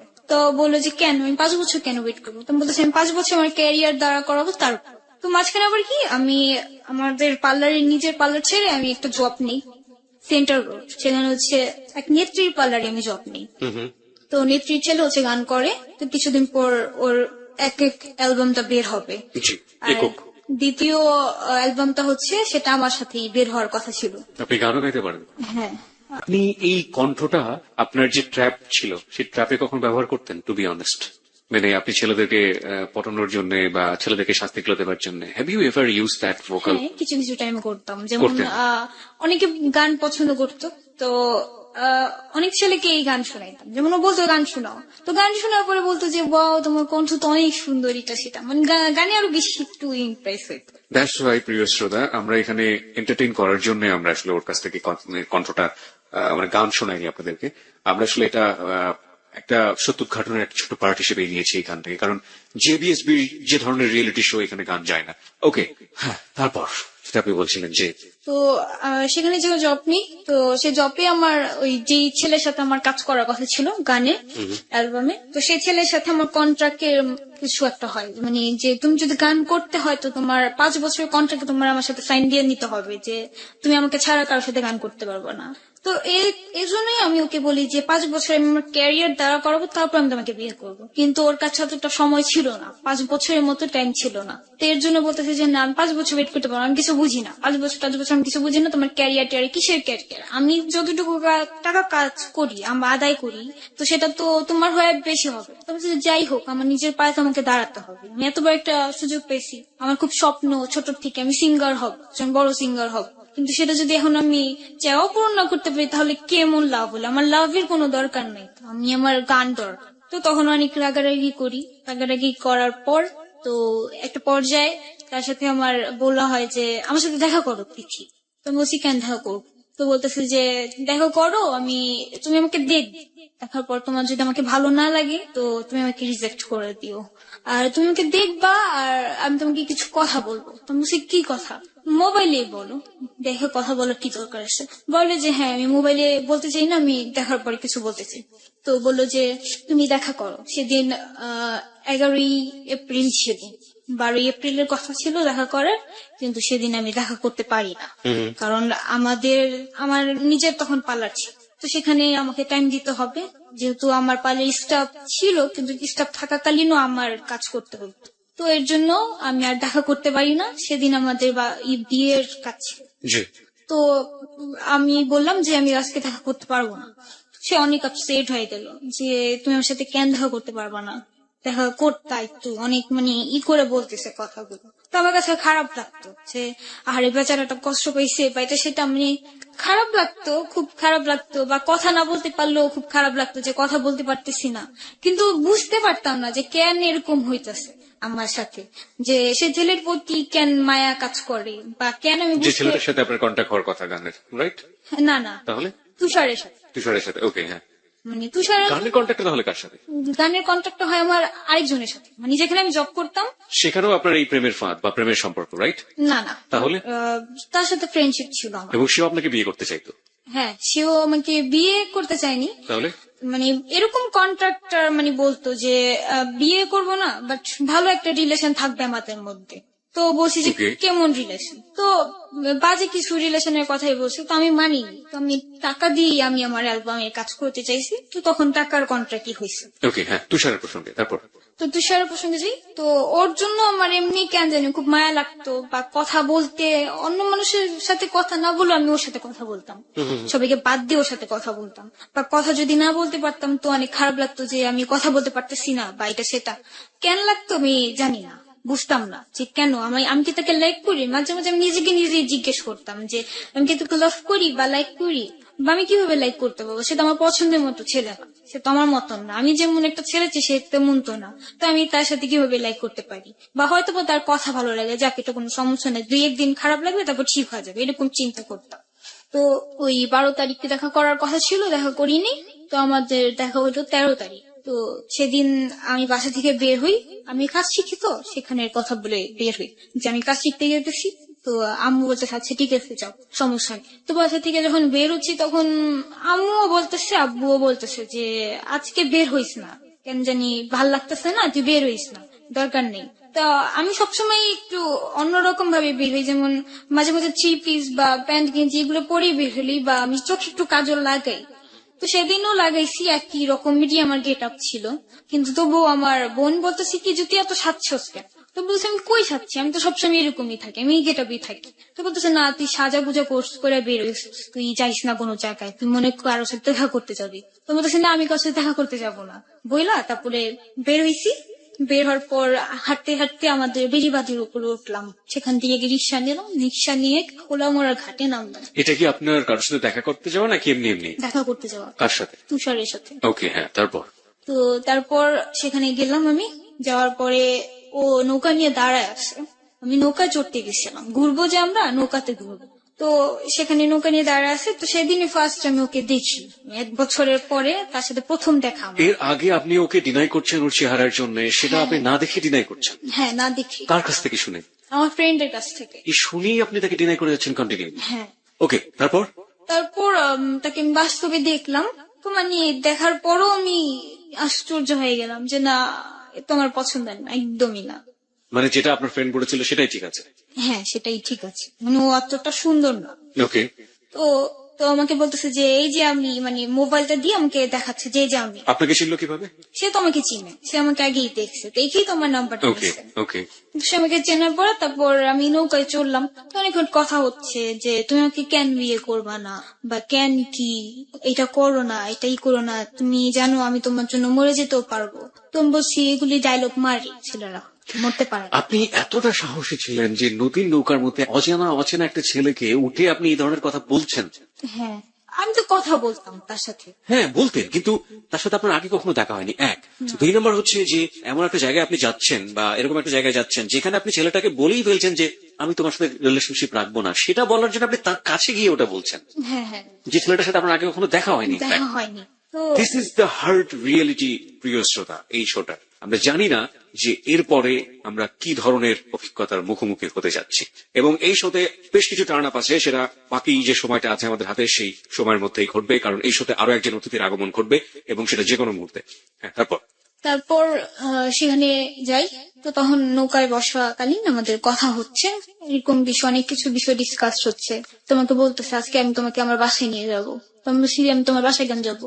বলে আমি তোমার বাসায় নিয়ে আর আসতে দেবো না। আমি বলি কি আমার রাস্তা না দিলে কি হয়েছে, আমি দড়ি টড়ি ছিড়াইছি, তোমার বাপেরও সাধ্য নিয়ে আমার আটকে রাখা। তো বলার পরে আমাদের নৌকা চলতেছে চলতেছে অনেক দূর নিয়ে যায়, একদম বছিলা ব্রিজের সামনে, এই চরের থেকে বছিলা ব্রিজের সামনে নিয়ে যায়। তো তখন আমি নৌকালাকে বলতেছি যে আমি জাস্ট আধা ঘন্টা টাইম নিয়ে বের হয়েছি, কারণ আমরা এখান থেকে এসে ব্যাক করে আবার আমরা যেখানে আমি কাজ শিখি সেখানে আমার যেতে হবে। তো পরে নৌকালে বলতেছি যে আপনি নৌকা ঘুরান, আমার তো দেরি হয়ে যাচ্ছে। তখন প্রায় 5টা বেজে গেছে, আমি 4টা বাজে বের হয়েছি। তো নৌকা ঘুরাচ্ছে, আসতেছে নৌকার মাঝি দ্রুত, যাওয়ার সময় খুব দ্রুত চলে গেছে, আসার সময় তার একটু লেট হচ্ছে। তখন বলছে তো দেরি করতেছেন কেন, আপনি জলদি চালান। তো বলতেছে যে আম্মু পানি তো গতি অনেক বেশি, অনেক ঢেউ আসতেছে, তো আমার চালাতে খুব কষ্ট হচ্ছে। তো আমি বলছি যে না আপনি চালান, ই করেন, আপনি জোর লাগান, আপনি চালান, আপনি মাঝি, আপনারা পারেন না এত কিছু করতে। তো বলতে আচ্ছা ঠিক আছে আমি চেষ্টা চালাই। তো আস্তে আস্তে নৌকাটা আমার নদীর একদম মাঝে আসছে। তখন মানে ওই খোলামোড়া ঘাটও খুব দূর, বোছেলা ব্রিজও খুব দূর, মাঝখানে আমি। ওকে। মাঝখানে তো আমার পিছন দিক থেকে একটা নৌকা আসলো, নৌকার মধ্যে মাঝি সহ 4টা ছেলে ছিল, 4টা ছেলে।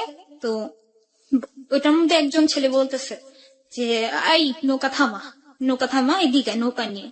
তো আমার ফ্রেন্ড বলতেছে, মানে আমার বয়ফ্রেন্ড যে তুষার। তুষার, ও বলতেছে যে কি হয়েছে ভাইয়া, ডাকাটি কি করতেছেন কেন? তো বলতেছে যে এত কথা বলো, নৌকা থামাইতে বলছি থামা, বেশি পেঁচাল পারিস না। তো নৌকা আলারে বলতেছে তুষার যে আপনি নৌকাটা অন্য দিক দিয়ে নিয়ে যান, যেন ওরা আমাদের ধরতে না পারে।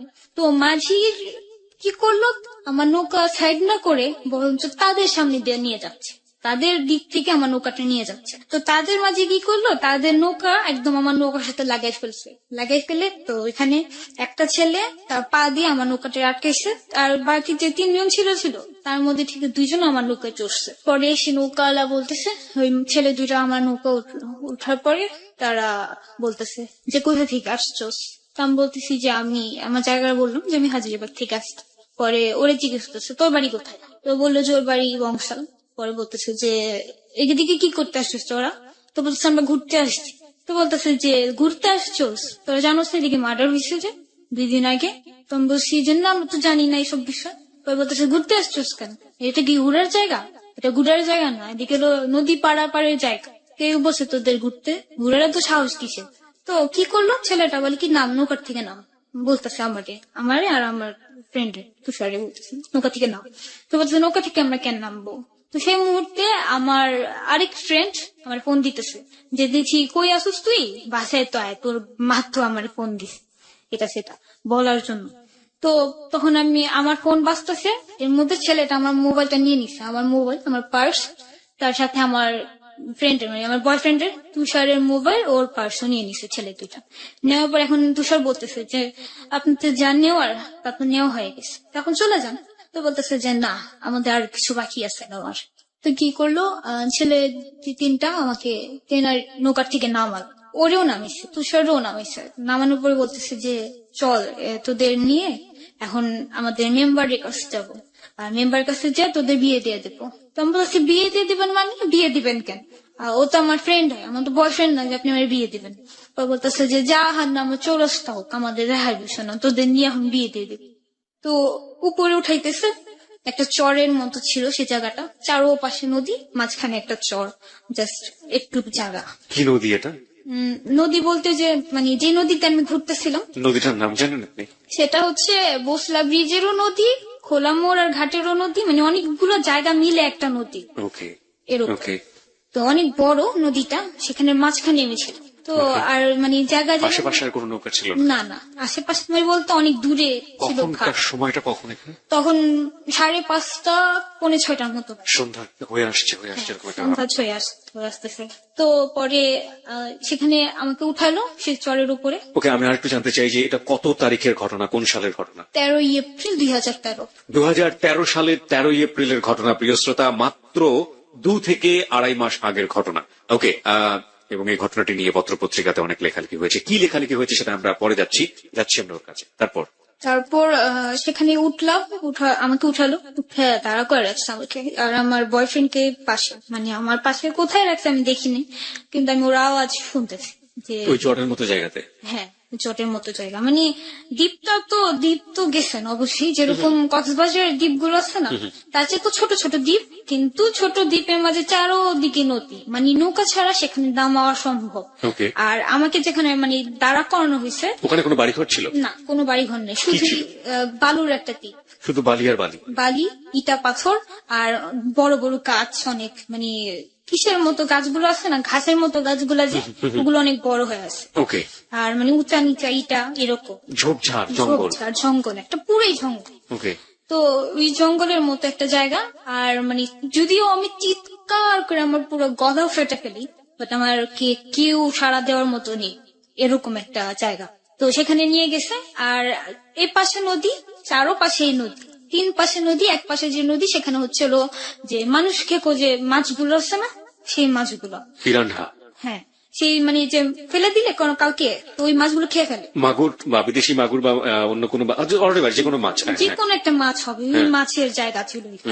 তো সেখানে আমাকে দাঁড়া করে, তো আমাকে দাঁড়া করানোর পর সে ছেলে বলতেছে, আমার সামনে একটা ছেলে এসে দাঁড়াইছে, তার নাম হচ্ছে রুবেল। তো সেই রুবেলের সাথে আরেকজন ছেলে ছিল, তার নাম হচ্ছে কাজল। আমি বলি 3 জন ছিল, 3 জনের নামই বলি, কাজল, রুবেল, রাজীব, আর এই মাঝিটার নামে এখনো আমি জানি না। ওকে।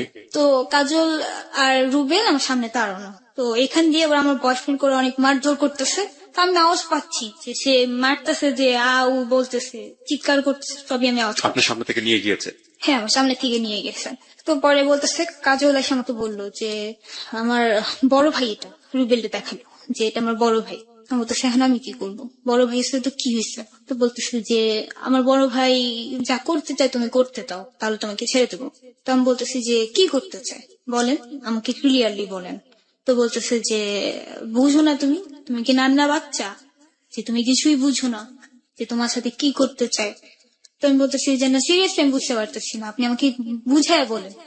পরে বলতেছে যে আমার বড় ভাই তোমার সাথে এনজয় করবে, তুমি তারপর চলে যাবো।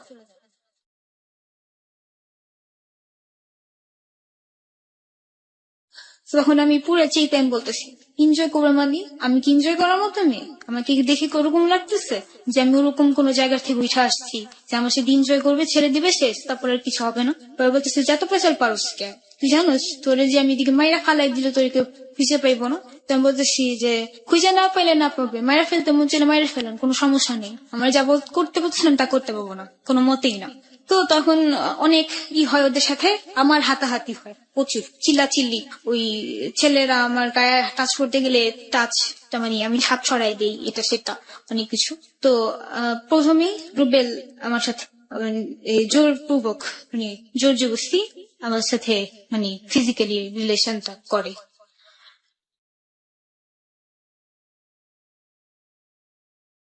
করার পর সে, তখন আমি মানে কি বলবো আর, এত কাঁদছি আর তুষার কোথায় ছিল সেই মুহূর্তে? তখন সে কোথায় ছিল আমি তখন জানি না যে সে কোথায় ছিল। তো তখন সে আমার সাথে এমন করলো, পরে আমি আপনি তখন শাউট করছিলেন না, তুষারের নাম ধরে ডাকছিলেন না? হ্যাঁ, অনেক চিৎকার করছি প্রচুর। যখন আমি সেই জায়গাটা দাঁড়াইছিলাম তখন আমি ভাবতেছি যে যদি এমন হইতো যে হঠাৎ করে একটা মানুষ আসতো, যে কিনা একজন ফেরেশতা, এসে আমাকে উঠাই নিয়ে চলে যেত, কেউ আমায় কিছু করতে যদি না পারতো, তাহলে হয়তো বা ভালো হইতো। আমি শুধু এইটাই চিন্তা করতেছি যে অলৌকিক কিছু কি ঘটবে বা ঘটার মতো, এরকম যদি ঘটে তো অনেক ভালো হবে। এরকম কিছুই ঘটে নাই। তখন তাদের কাছে অনেক চিৎকার করছি আর বলছি যে আমি আপনার ছোট বোনের সমান হব, আমাকে ছেড়ে দেন, আমাকে বাসায় যেতে দেন, আমাকে এরকম করেন না। আমার বয়সটা এত বেশি না, আমি অনেক ছোট একটা মেয়ে। তারা আমাকে বলে যে তুই বোনের নাম নিস না, আমার মার নাম নিস না।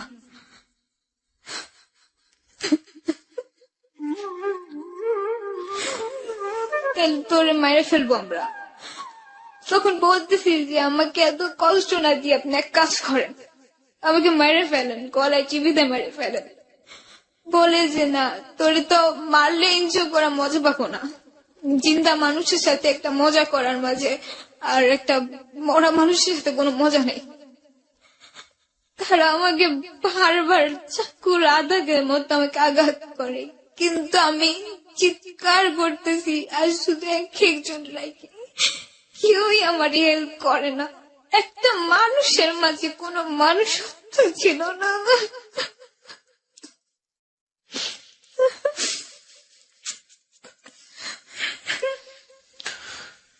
প্রিয় শ্রোতা, আমরা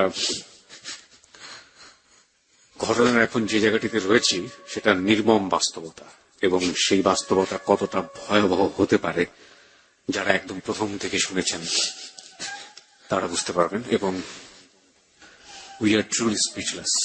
আমরা জানি না এই ঘটনার বিন্যাসগুলো কেমন, আমরা জানি না তুষারের রোলটা ওই মুহূর্তে কিভাবে হচ্ছে। আমরা শেষ পর্যন্ত আবিষ্কার করতে চাই।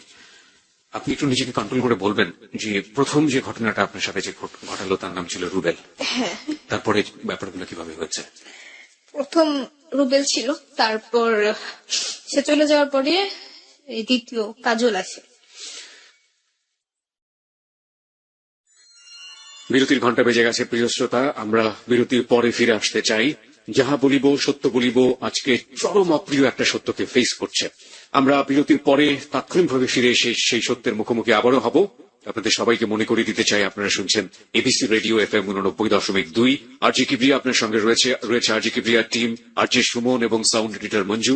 সার্বিক সহযোগিতায় রয়েছে হ্যালো 920 টিম। এবং প্রিয় শ্রোতা, আজকে তিথি রয়েছে এখানে। তিথি তার জীবনের অপ্রিয় সত্যগুলো একের পর এক আজকে অবলীলায় বলছে। সে নিজেকে কোনো গোপন করেনি, তার জীবনের যে অপরাধগুলো ছিল সেগুলো সে অবলীলায় আজকে স্বীকার করেছে। এবং যে উদ্দেশ্য নিয়ে আজকে যাহা বলিব সত্য বলিবতে এসছে সেটা হলো তার মতো ভুল, তার মতো পাপের শাস্তি কিংবা তার মতো অপরাধ যেন পৃথিবীর আর কেউ না করে, এইভাবে যেন কেউ কখনো ভিকটিম না হয়। আমরা ঠিক সংবাদের পরপরই ফিরে আসবো।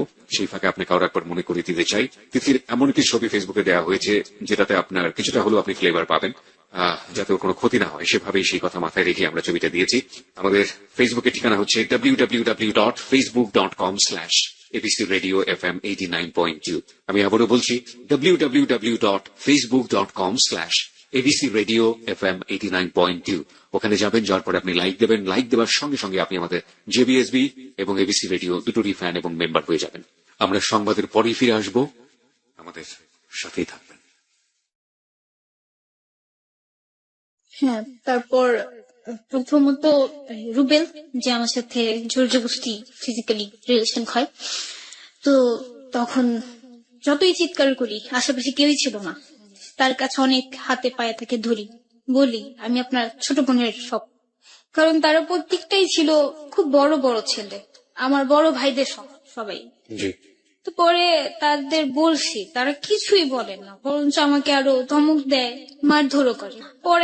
তারপরে আসলো আরেকজন ছেলে, কাজু, দ্বিতীয় জন, সে আমার সাথে একই কাজই করে। তো আমি যখন চিৎকার করছি সে আমাকে আরো বলে যে আরো চিৎকার কর, আরো কাঁদ, তোর কান্নাটা আমার খুব ভালো লাগতেছে, আরো কাঁদ, আরো চিৎকার কর, আরো জোর নেই, গলার মাঝে আর জোর নেই, আরো জোর দিয়ে চিৎকার কর। তা আমি যতটুকু সমর্থ ছিল আমি চিৎকার করছি। তো তারপর আরেকজন ছেলে আসে, তৃতীয় রাজি, সে আসে, সেও আমার সাথে একই কাজই করে, সেম। তার কাছেও প্রচুর কান্নাকাটি। এখানে আমি আমার অজস্র বা চিৎকারের উপরেই আছি, জাস্ট হেল্পের জন্য। যার কাছে পাচ্ছি আমি আমার হাতটা পাইটা দিচ্ছি, আমি তাদের পায়ে পর্যন্ত ধরছি। সে জানোয়াররা আমাকে ছাড়ে নাই। জানোয়ার যেমন একটা মরা মাংস পেলে যেমন টুকরা টুকরা করে খায়, ছিঁড়েছে, তেমন করে আমাকে খাইছে তারা। সেইখানে তিনজনের মধ্যে আমাকে কেউ একজন হয়তোবা আমার গলায় ধরে, ওখানে একটা দেয়াল ছিল, শুধু একটা দেয়াল, সেই গলায় ধরে আমাকে দেয়ালের মধ্যে ফিক্কা মারে। আমার মাথায় প্রচন্ড ব্যথা পাই, যেটার জন্য আমার এখনো ট্রিটমেন্ট চলতেছে। আর আমাকে যখন নিচে ফেলে দেওয়া হয় ধাক্কা মেরে মাটিতে, তখন আমার মাটিটা ছিল যেই স্থানে আমাকে শোয়ানো হয় সেই স্থানটা ছিল যেমনি উঁচা নিচা মাটি যে বলে না এরকম। এবড়ো থেবড়ো। হ্যাঁ, তো আমি অনেক ব্যথা পেয়েছি, আমার পিঠে অনেক প্রচন্ড ব্যথা ছিল। তারপর 3 জনের পর আরো 3 জন আসে। ওই 3 জন তো নৌকাতে ছিল না, ওরা ওখানে ছিল। হ্যাঁ, ওই 3 জন ওখানেই ছিল। তারপর আরো 3 জন ছেলে আসে নৌকাতে করে। ওকে। তো সেখানে একজন ছিল আশিক। তো আশিক এসে বলতেছে যে তুই কোথা থেকে কোন মেয়ে ধরে নিয়ে আসছো, কার বাড়ির মেয়ে ধরে নিয়ে আসছো, তাদের দিয়ে দে, আমি তার মতিগতে তার বাসায় দিয়ে আসবো আমি ঠিক মতো। তো তখন যখন আমি তার কথাটা শুনলাম, আমার কাছে মনে হলো যে না, একটা মানুষ পাইছি কেউ আমাকে বাঁচাবে, কেউ আমাকে জাহান্নামটা যে আমি জ্বলতেছি যে দোজগে, সে যুদুক থেকে আমাকে উদ্ধার করবে। কিন্তু তা হয়নি। সে কিছুক্ষণ পরে সে নিজেই আমার সাথে একই কাজ করলো। বরঞ্চ আরো তার ফ্রেন্ড যে ছিল সে এসে লাইট দিয়ে আমাকে চেহারা দেখাচ্ছে, বলে চেহারাটা দেখা নিয়ে মেয়েটা অনেক সুন্দর, আরো বেশি মজা পাবি তাহলে। সে সেম একই কাজ করলো। তখন সন্ধ্যা হয়ে গিয়েছে। তখন সন্ধ্যা শেষ হয়ে প্রায় 7:30টার মতো বাজে এরকম। তো আমার গলা প্রচুর শুকায় গেছে। তা আমি তাদের কাছে জাস্ট একটু পানি চাইছি, যেটা আমার লাস্ট রিকোয়েস্ট, যেটা যে আমি জানতেছি যে রিকোয়েস্ট আমি যতই করি আমার কিছু করার ছিল না, আমাকে কেউ কিছু করবে না। আর যেটা হচ্ছে মেন কথা, যে আমাকে যখন বাড়ি মারে তো তখন আমার এরকম অবস্থা ছিল যে মানে আমি সবকিছু দেখতেছি, সবকিছু সহ্য করতেছি, চিৎকারও করতে পারতেছি, বাট আমার সম্পূর্ণ শরীরে কোনো শক্তি ছিল না যে আমি কাউকে কিছু করব বা আমি দৌড়াবো বা আমি পালাবো, এরকম কোনো বই ছিল না বা কোনো শক্তি আমার গায়ে ছিল না। তাদের কাছে আমি একটা ফোঁটা পানি জাস্ট রিকোয়েস্ট করছিলাম যে আমাকে একটু পানি দেন, আমি একটু পানি খাবো, আমার প্রচন্ড পরিমাণে তৃষ্ণা পেয়েছে। অথচ সেই ছেলেগুলো আমাকে একটা ফোঁটাও পানি দেয়নি। যে মানে পানির তৃষ্ণা যে কত বেশি সেটা আমি বুঝতে পারছি সেদিন। যে আমাকে যদি সেদিন ড্রেন থেকে পানি যদি এনে দিত, আমি মনে হয় সেটা খাইলেও আমার কাছে শান্তি থাকতো, যে আমি পাইছি, একটু পানি পাইছি এত কষ্টের পর। যেটা হচ্ছে জঘন্য পরিমাণের কষ্ট তারা আমাকে দিচ্ছে, একের পর এক ছেলে আসতেছে, যে 3 জন, সেই 3 জনই আমার সাথে একই কাজ করলো। করার পর তখন যেখানে আমাকে শোয়ানো ছিল, যে শোয়ানো হয়েছিল যে পাটিতে, সম্পূর্ণ পাটি ব্লিডিং দিয়ে ভরে গেছিল। আমি তখন তাদের বলতেছি যে দেখেন আমার প্রচুর ব্লিডিং হইতেছে, আমাকে ছেড়ে দেন, আমার হয়েছে তো আপনাদের যা করার শেষ, আমার এবার ছেড়ে দেন, আমার কি এখনো রেখে দিবেন, আমার রেখে কি লাভ আছে বলেন, আমার সাথে এমন কেন করতেছেন আপনারা। তো পরে বলতেছে যে চিল্লাইস না, বেশি চিল্লাইস না, আমাদের সিনিয়র ব্যাচ আসতেছে, সিনিয়র ব্যাচ, আর যদি বেশি সিনিয়র ব্যাচ জেনা ফেলে তাহলে তুই বাঁচবি না, আর চিন্তা করিস না, তোরে তো মারবো না, তোরে আমি তিলে তিলে মারবো। তখন বলতেছে তিলে তিলে মারবেন মানে? তো বলতেছে হ্যাঁ তিলে তিলে মানে ফার্স্টে তোরে কষ্ট দিব, এই যে কষ্ট পেতেছ না তুই, তারপরে তোরে এখানে ফেলে দেবো, এই যে মাছগুলি তোরে খায় খেয়ে শেষ করবি, এরকম ভয় দেখাইতো আমারে যে মেরে ফেলবো এটা সেটা। তো তখন ওই জুনিয়র ব্যাচ চলে গেল নির্জন একটা শুধু জায়গা। তখন প্রায় 9টার মতো বেজে গেছে, অনেক রাত। আর একটা জঙ্গল একটা রাতে কেমন হইতে পারে বুঝতেই পারতেছেন। কোনো কিছু নাই, আশেপাশে কোনো কিছু দেখা যাচ্ছে না। তো আমার বয়ফ্রেন্ডে দেখলাম, ছেলেগুলা যাওয়ার আগে সে আমার বয়ফ্রেন্ড আমার উপরে ফিকে ফেলে দিছে, বলে যে তোর চান্স দিলাম, যা, তুই যদি কিছু করতে মন চায় কর। তো তখন আমি ভাবলাম যে হয়তোবা সেই আমার সাথে এমনটা করছে, আমার বয়ফ্রেন্ডই মনে হয় আমার এরকম করছে, যেহেতু ওরা আমার প্রতি জিদ থাকারই কথা। তো তখন ওরে ধরে অনেক কাঁদতেছি যে আমার সাথে এমন কেন করলা, তুমি আমার সাথে এমন কেন করলা। পরে বলতেছে আমি কি করছি, আমি তো কিছু করিনি, আমি তো কিছু জানি না, আমার তো কেন কোন দোষ নেই, তুমি আমারই দোষারোপ করতেছো। তো বলতেছি যে তুমিই করছো সবকিছু, তুমি না করলে তারা সাহস পাই কেমনে। বলে আমি একটা মানুষ, আর এখানে এতগুলা ছেলে, আমি কিভাবে তোমারে বাঁচাবো বা কিভাবে ধরবো, তারা দুজনই তো আমার ধরে রাখছে, তারপরে গেলে আবার আরো 2 জনের সময় ধরে রাখে, আমি কিভাবে তোমাকে বাঁচাবো। তো পরে বললাম যে যাক সবাই করছে, এখন তুমি করবে না কিছু। তো বলতেছে যে আমি তোমাকে তো ভালোবাসি, আমি তো তোমার দেহকে ভালোবাসি না, যে আমি তোমার দেহর জন্য তোমাকে এই জায়গায় নিয়ে আসছি, হ্যাঁ সবার শেষে আমি তোমাকে উপভোগ করব। তো পরে আমাকে ধরে ধরে নিয়ে যাচ্ছে। সে ছেলেগুলা বলে কি যে তার পাশে আরেকটা দ্বীপ, সে দ্বীপটা হচ্ছে আরো জঙ্গলের মতো, সেখানে ফেলে রাখলো আমাকে। তারা চলে গেল সবাই। তুষার বলতেছে যে আমাদের ঘাট পর্যন্ত দিয়ে আসেন, আপনার এখানে ফেলে রেখে গেতেছেন, কে আমাদের বাঁচাবে। পরে বলি কি দূর, তোরা যে যেমনি মন চেমনি বাঁচলে বাঁচবি, না বাঁচলে মরে যাবি গে, যা, আমগো কি, আমরা বাঁচতে পারলেই চলে। তো চলে গেছে ওরা ওখান দিয়ে আধা ঘন্টা কি 1 ঘন্টার মতো পরে একটা বড় ব্যাচ আসছে, সেখানে ওই মাঝি, যেই মাঝি সে চলে আসছিল সেই মাঝি সেই 3 জন লোককে নিয়ে আসছে, আরো 3 জন লোক। সেখানে 2 জন ছিল আমার বাবার মতো বৃদ্ধ, আর একজন ছিল আমার বড় ভাইয়ের চেয়েও বড় হবে। তো সেখানে যেই 5 লোকটা সে আমাকে মেয়ে ডাকে, বলে তুমি আমার মেয়ের সমান, কিন্তু অথচ সে আমাকে যখন মেয়ে ডাকে তখন মনে হলো কি যে যাক, উপর থেকে একটা ফেরেশতা নিচে নামছে, এবার আমি বাঁচবো, যেমনি হোক আমি বাঁচবো। সে আমায় কিছু করবে না। বাবা কি কখনো মেয়ের সাথে কিছু করতে পারে? কখনোই করতে পারে না। সে আমায় মেয়ে ডাকছে, দ্যাটস মিন সে আমাকে বাঁচাবে।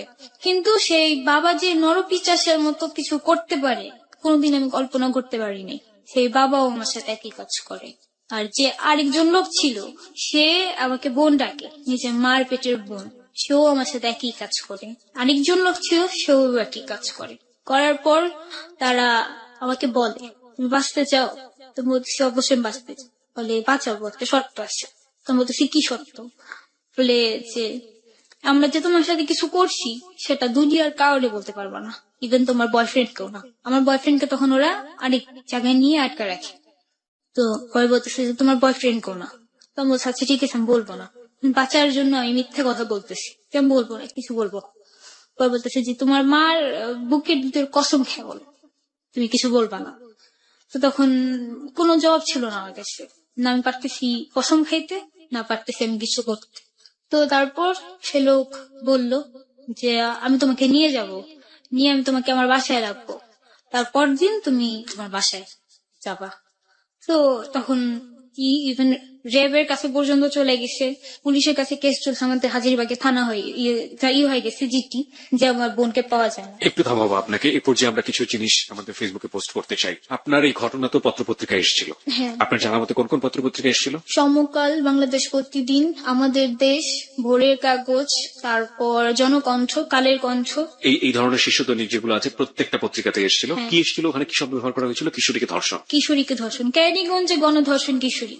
ওকে, প্রিয় শ্রোতা, আমরা কিছু পত্রিকার কিছু ক্লিপিংস আপনাদেরকে এই মুহূর্তে ফেসবুকে দিয়ে দিচ্ছি। আপনারা ওখানে পড়লে ডিটেল জানতে পারবেন যে ও যেটা বলেছে এবং সেভাবে যেভাবে রিপোর্ট এসছে সেখানে কোনো মিল কিংবা অমিল আছে কিনা।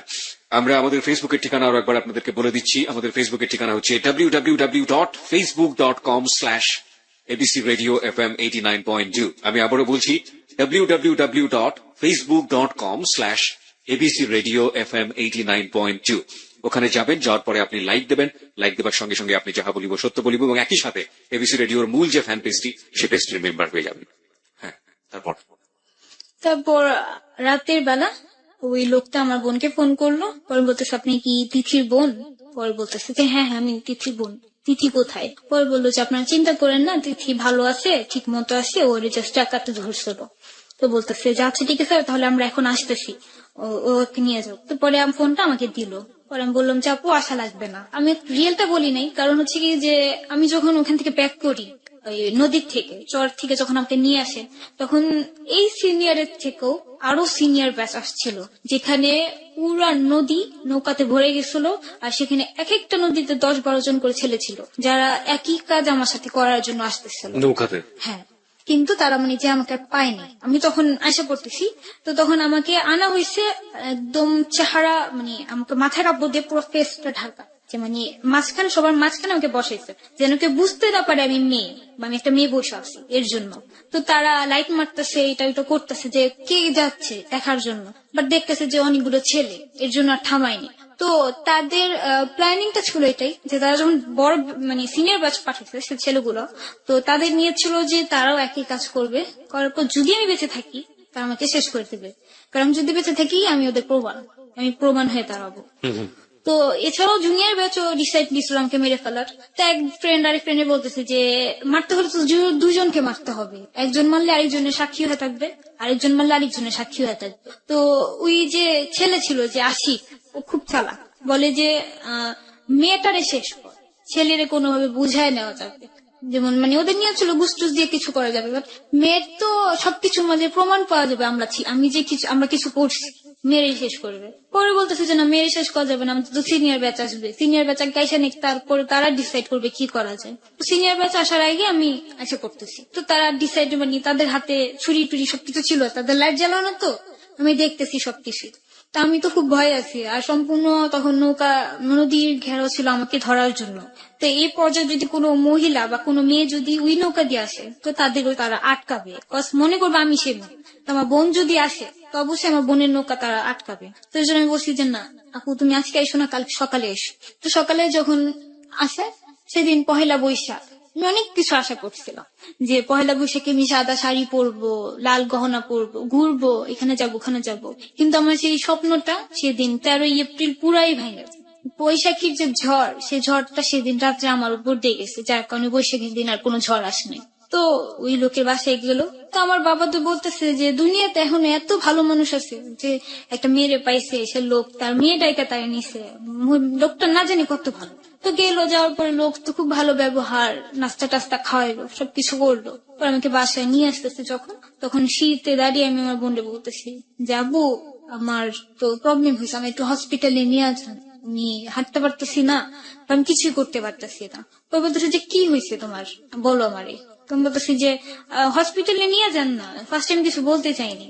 ওই বলতেছে যে হসপিটাল নিয়ে যাবো কেন, তোমার ব্যথা উঠছে পেটে? আমার পেটে আমার এমনি ব্যথা ছিল আবার গ্যাস্ট্রিকের।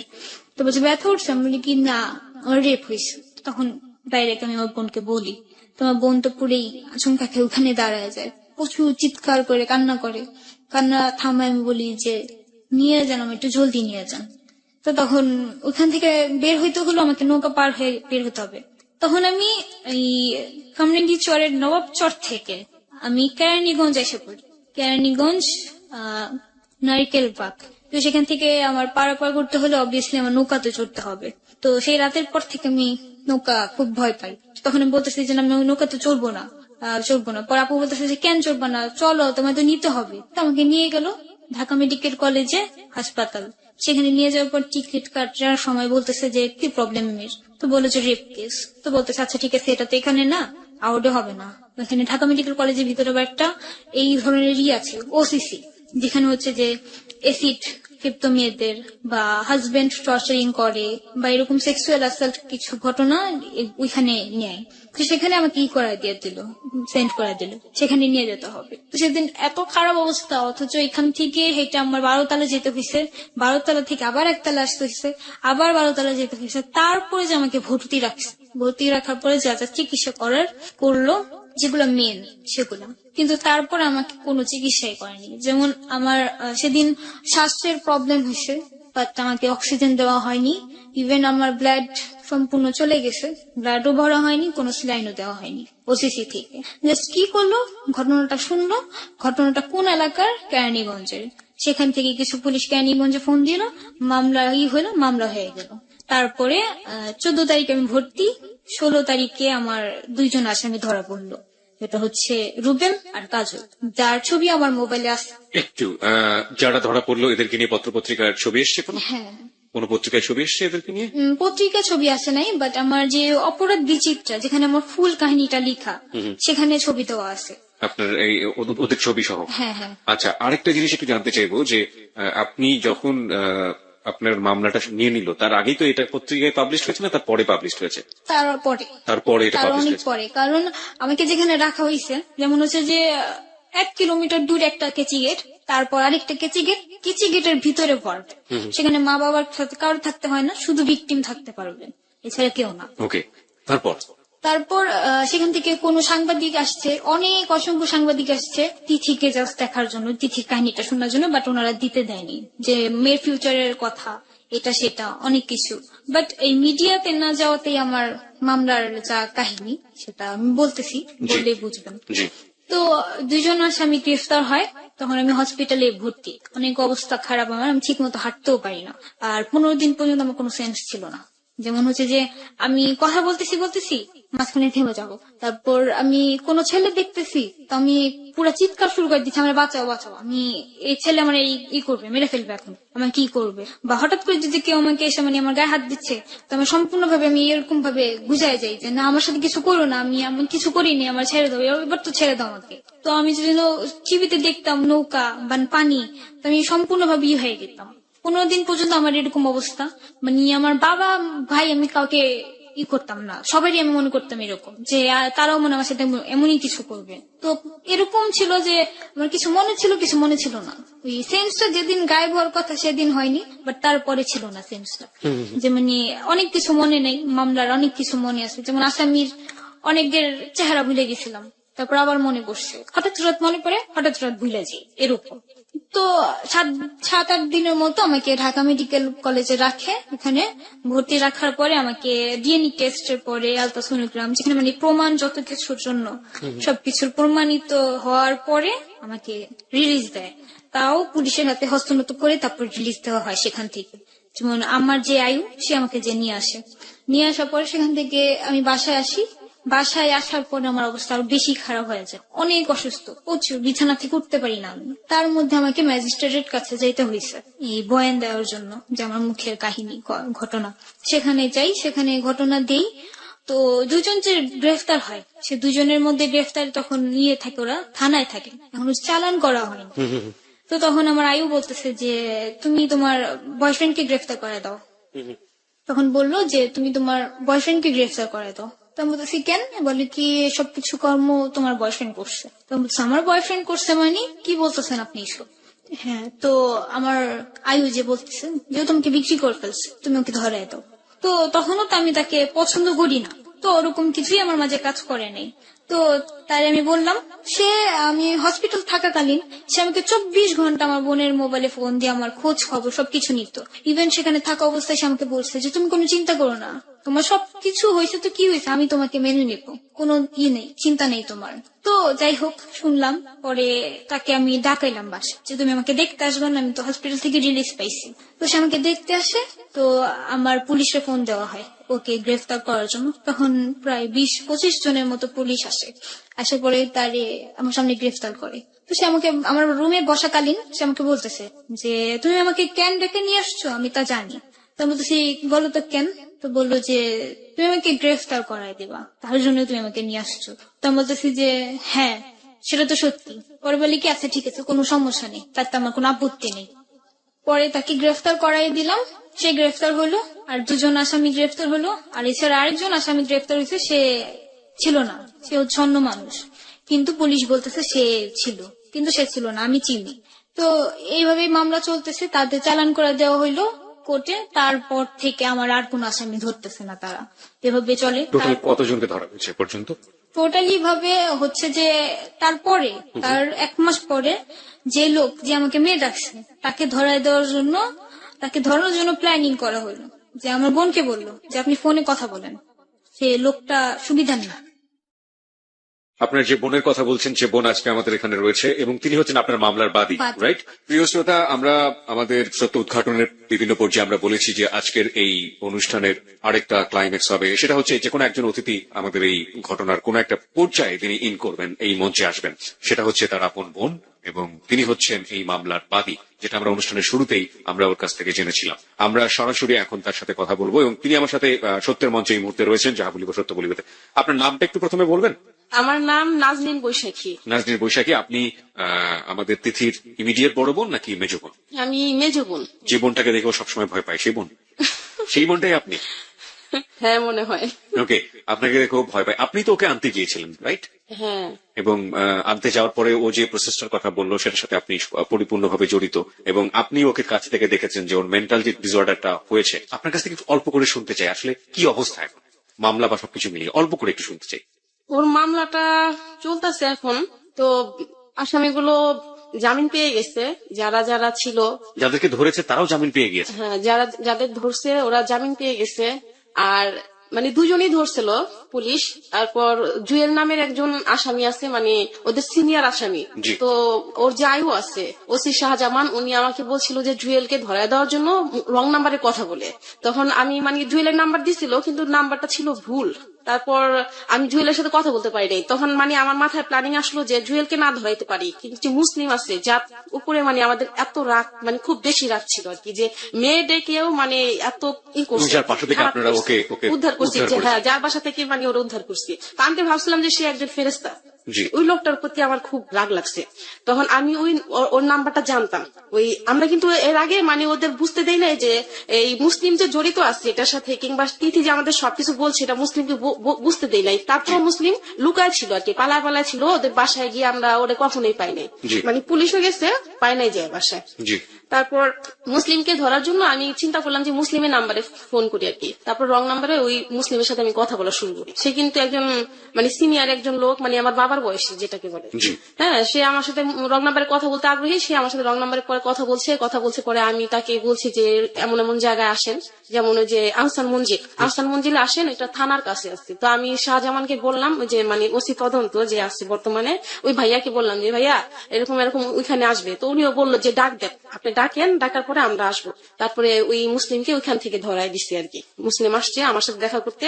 যে লোকটা মনে করেন একজন বয়স্ক, তার ওয়াইফ আছে, মানে তারপরে থাকা সত্ত্বেও মানে সে আবার একজন কতটা নারী লোভী, এবং মানে তাকে আপনি এটাতেই তো ধরিয়ে বোঝা দিলেন। যায়। হ্যাঁ, জি, ধরিয়ে দিলেন। এটাতেই তো বোঝা যায় হ্যাঁ, যে প্রমাণ সে হয়ে যায়।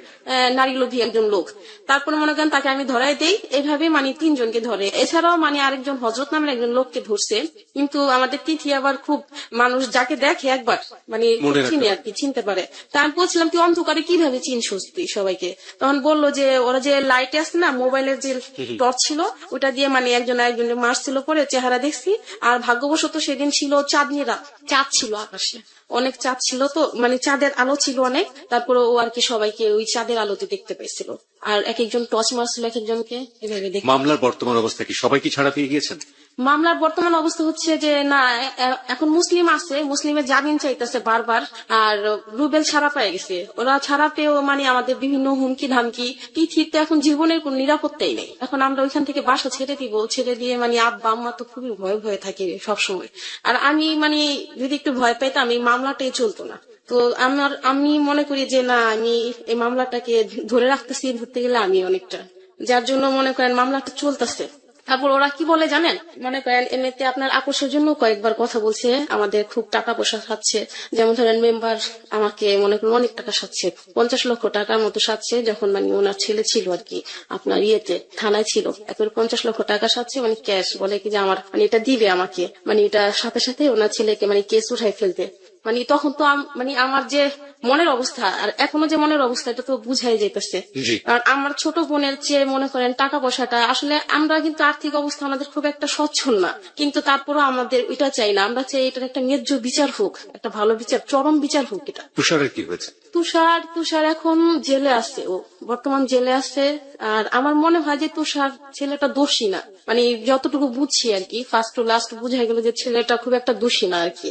তারপরে বাকিটা জানি না, এটা আপনার ব্যক্তিগত অভিমত, কিন্তু হ্যাঁ। বিচারের ভারটা তো অবশ্যই যারা বিচারক বিভাগ যারা রয়েছেন তারা বিচার। আর আশেপাশের মানুষও অনেক হুমকি ধামকি দিতেছে। আমরা তো মনে করেন এখানে ভাড়া থাকি, ভাড়াটিয়া আমি অনেকদিন ধরে থাকি। তিথি ওখানে হাজারিবাগে জন্ম। তো অনেকে বলে যে রানা প্লাজা আছে না, যেটা ধ্বংস হইলো আর কি, যে তো ওরা বলে আমাকে বুঝায় যে এই রানা প্লাজা ধ্বংস হয়েছে, এত মানুষ মারা গেছে, এত মানুষ হয়েছে আর কি। তো রানাকে ফাঁসি দিলে কি সব ফিরে আসবে, এই কথাটা বলে আমাকে। তো তোমার বোনকে যারা ক্ষতি করছে ওদের ফাঁসি দিলে কি তোমার বোন আবার আগের মতো হয়ে যাবে, এগুলো বলে। হ্যাঁ, এগুলো বলে। এখন মানে আপনাদের মানে কি বিবেক বলেন, এটা কি কথাটা ঠিক যে রানাকে ফাঁসি দিলে কি সব ফিরে আসবে? এই জন্য কি রানার কোনো শাস্তি হবে না?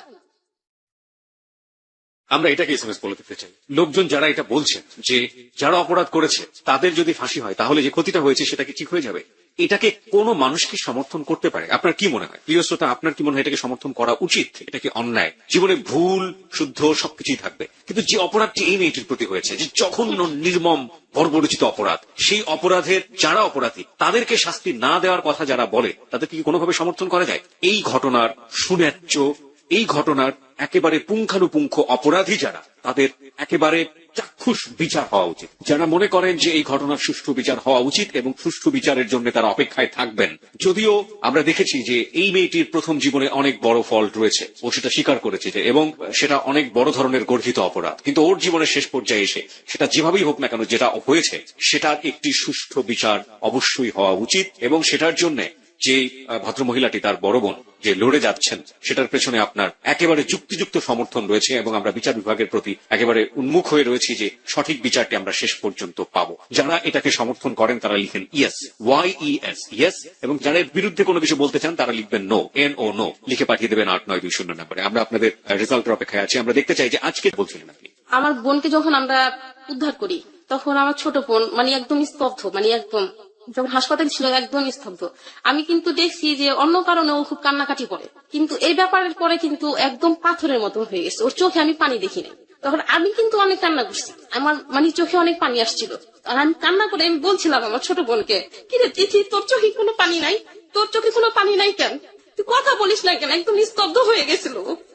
তখন ও আমার কান্না করে বলে নাই, আমাকে এমনিতে স্তব্ধ ভাবেই বলছিল যে, দেখ আপু, কাল রাতে এত চিৎকার করছি যে আমার কণ্ঠে কোনো স্বর নাই, এত কান্না করছি যে আমার চোখে আর পানি নাই।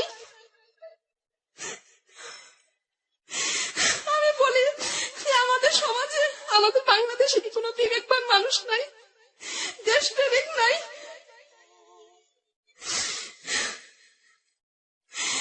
আমি পরে ক্লান্ত হয়ে গেছি এই মামলা লড়তে লড়তে।